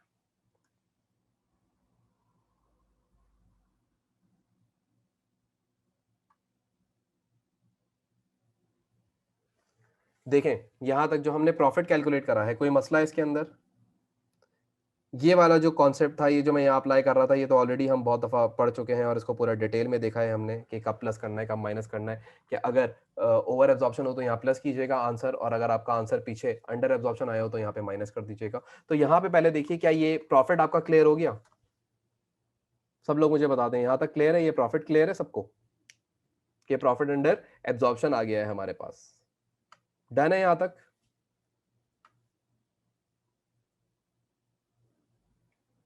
अच्छा, अब हम क्या करने वाले हैं, अब हम अगली रिक्वायरमेंट देखते हैं, एग्जामिनर की अगली रिक्वायरमेंट क्या है। अगली रिक्वायरमेंट है एग्जामिनर की, prepare a financial statement that reconcile profit using marginal costing with profit using absorption costing। अच्छा, अब इसने यहाँ पे आपको खुद ही पहले से बना के दी हुई है स्टेटमेंट, ये फरवरी का निकाल के बताओ, मई का निकाल के बताओ, अगस्त का निकाल के बताओ। पहले बोलता है प्रॉफिट अंडर मार्जिनल कॉस्टिंग लिखो, तो हम पहले देखते हैं हमारा प्रॉफिट अंडर मार्जिनल कॉस्टिंग था तो था कितने का, हमारा प्रॉफिट अंडर मार्जिनल कॉस्टिंग था 500, पहला, सॉरी 500। अब आप देखिएगा कैसे आसानी से ये काम हो जाएगा, और बहुत मार्क्स देता है इसके लिए। 500, दूसरा कितना था 800 का, यहाँ लिख देंगे 800, और यहाँ पे है 275, तो यहाँ पे हम लिख देंगे 275, तो ये मार्जिनल प्रॉफिट आ गया हमारे पास। अब हम लोगों ने क्या करना है, अब हम लोगों ने ऐड या लेस करना है किसको? OAR into change in stock level। बस इतनी सी बात करनी है। अच्छा जी, सबसे पहले बात करें अगर हम, तो हमारा जो फरवरी का स्टॉक लेवल था उसके अंदर अगर आप देखें, अब यहां से मैं दोबारा ये बातें मिटा दूंगा सारी, ठीक है? तो अब आप हम स्टॉक लेवल के बारे में बात करते हैं, यानी कि हम बात करने वाले हैं एक इस ब्लू लाइन के बारे में, यानी कि एक ये ब्लू लाइन और एक ये ब्लू लाइन, ये दो ब्लू लाइंस के बारे में बात करने वाले हैं। पहले में अगर आप मुझे देख के बताएं तो ये स्टॉक लेवल इंक्रीज हो रहा है या डिक्रीज हो रहा है, बताइए ना। पहले में ये स्टॉक लेवल इंक्रीज हो रहा है या डिक्रीज हो रहा है? ओपनिंग स्टॉक कितना था? 15,000 यूनिट्स का था। क्लोजिंग स्टॉक कितना है? क्लोजिंग स्टॉक कितना है? 0 है। इसका मतलब जो स्टॉक के अंदर आ रहा है वो डिक्रीज आ रहा है, यानी कि ओपनिंग इन्वेंट्री ज्यादा और क्लोजिंग इन्वेंट्री कम। तो कितने का आ रहा है भाई? ये मेरे ख्याल से हमारे पास आ रहा है 15,000 ही यूनिट्स है, ऐसा ही है या कुछ और है या कोई और चीज है? या आपको यहां तक बात समझ आती है? कितनी वैल्यू है जो मुझे यहां से माइनस करनी पड़ेगी? ओ ए आर कितना था? 5। जरा देखिएगा, अब आप लोग मुझे बताएंगे ना। तो ओ ए आर मेरे पास कितना था सवाल के अंदर? 5 था। मल्टीप्लाई बाय, मुझे नहीं पता, मैं अपना कॉन्सेप्ट देख रहा हूं, मैं अपना कॉन्सेप्ट चेक कर रहा हूं। चेंज इन इन्वेंट्री लेवल, तो कितना चेंज आया है? 15,000 माइनस 0, तो कितना चेंज आ रहा है? चेंज कितना नजर आ रहा है?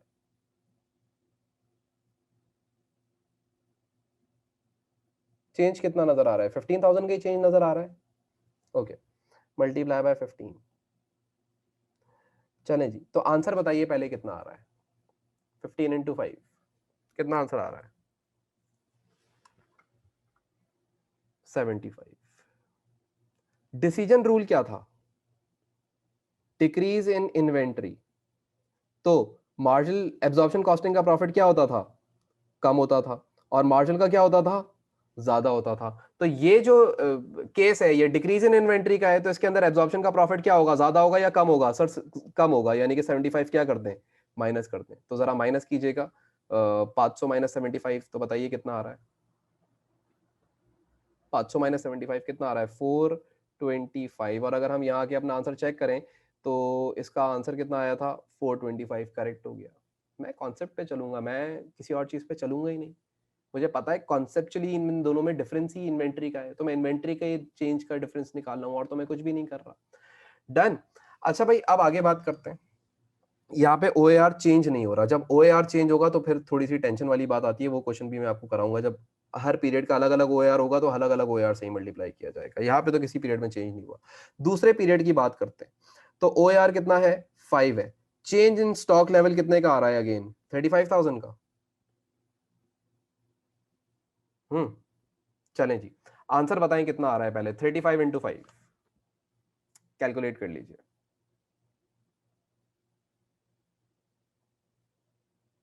175। केस क्या है? इंक्रीज इन स्टॉक लेवल है या डिक्रीज इन स्टॉक लेवल है? इंक्रीज, यानी कि इंक्रीज इन स्टॉक लेवल, तो एब्जॉर्प्शन का प्रॉफिट ज्यादा आया हुआ होगा और मार्जिन का क्या हुआ होगा? कम हुआ हुआ होगा। ऐसा ही है, यानी कि इस 175 को 108 के अंदर क्या करना पड़ेगा? ऐड करना पड़ेगा। तो ऐड कर दो बेटा, कितना आंसर आ रहा है? 975। 975 यहां आके देखें तो कितना आंसर आ रहा है? 975 आ रहा है। आगे बढ़ जाते हैं। अब थर्ड जो आपका स्टॉक लेवल था उसके अंदर कितना चेंज आ रहा है? चेंज पहले आप कैलकुलेट करें, मेरे ख्याल से 20,000, 35,000, 15,000 का चेंज आ रहा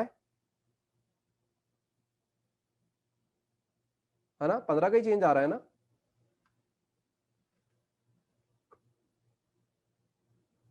ओके, तो मल्टीप्लाई करो तो कितना आ जाएगा? 5 into 15, यानी कि वही आ जाएगा 75। अच्छा, अब सवाल यह है कि डिक्रीज इन स्टॉक लेवल हुआ है या इंक्रीज इन स्टॉक लेवल हुआ है? Decrease in stock level. तो डिक्रीज इन स्टॉक लेवल के अंदर मार्जिनल का प्रॉफिट ज्यादा होगा और एब्जॉर्प्शन का कम होगा, यानी कि 75 क्या करना पड़ेगा? लेस करना पड़ेगा। तो लेस कर दीजिए, बताइए कितना आंसर आ रहा है? 200। यहाँ पे आगे अगर हम देखें तो एब्जॉर्प्शन कॉस्टिंग का प्रॉफिट कितना आया था? 200 ही आया था। कैसा? Reconciliation statement. अब ये चाहे उल्टी बनवा लेता तुमसे, एब्जॉर्प्शन देके मार्जिनल भी बनवा लेता, तब भी तुम लोग कर लेते सुकून से बैठ के, तब भी सुकून से बैठ के कर लेते, कोई परेशानी नहीं होती। एग्जामिनर क्या कर लेता यार, मतलब। अच्छा, उसने अब ये तमाम क्वेश्चन जो हमने कराया, अब अगर मार्किंग स्कीम अगर आप खोल के देखेंगे तो उसमें थोड़ा सा उसने डिफरेंट वे में सारी चीजें करी हुई होंगी, बट जो वे हम पढ़ रहे हैं वो सबसे ज्यादा बेहतर वे मुझे लगता है कि कॉन्सेप्चुअल भी है और बच्चा आसानी से वो चीज पिक भी कर लेता है। सही है। उसने यहाँ पे किसी और तरीके से कैलकुलेशन करी हुई होगी, तो उसकी कैलकुलेशन मत देखिएगा, फाइनल आंसर उसका और अपना देखें कि एब्जॉर्प्शन कॉस्टिंग के अंदर ऐसा तो कुछ नहीं होता कि आपने सेम फॉलो करना है। बेटा मुश्किल थोड़ा नहीं है, बहुत मुश्किल है। ये मत सोचो कि ये आसान है। अभी ए लेवल्स में आप आए हैं, अभी आप A2 में तो जाएंगे।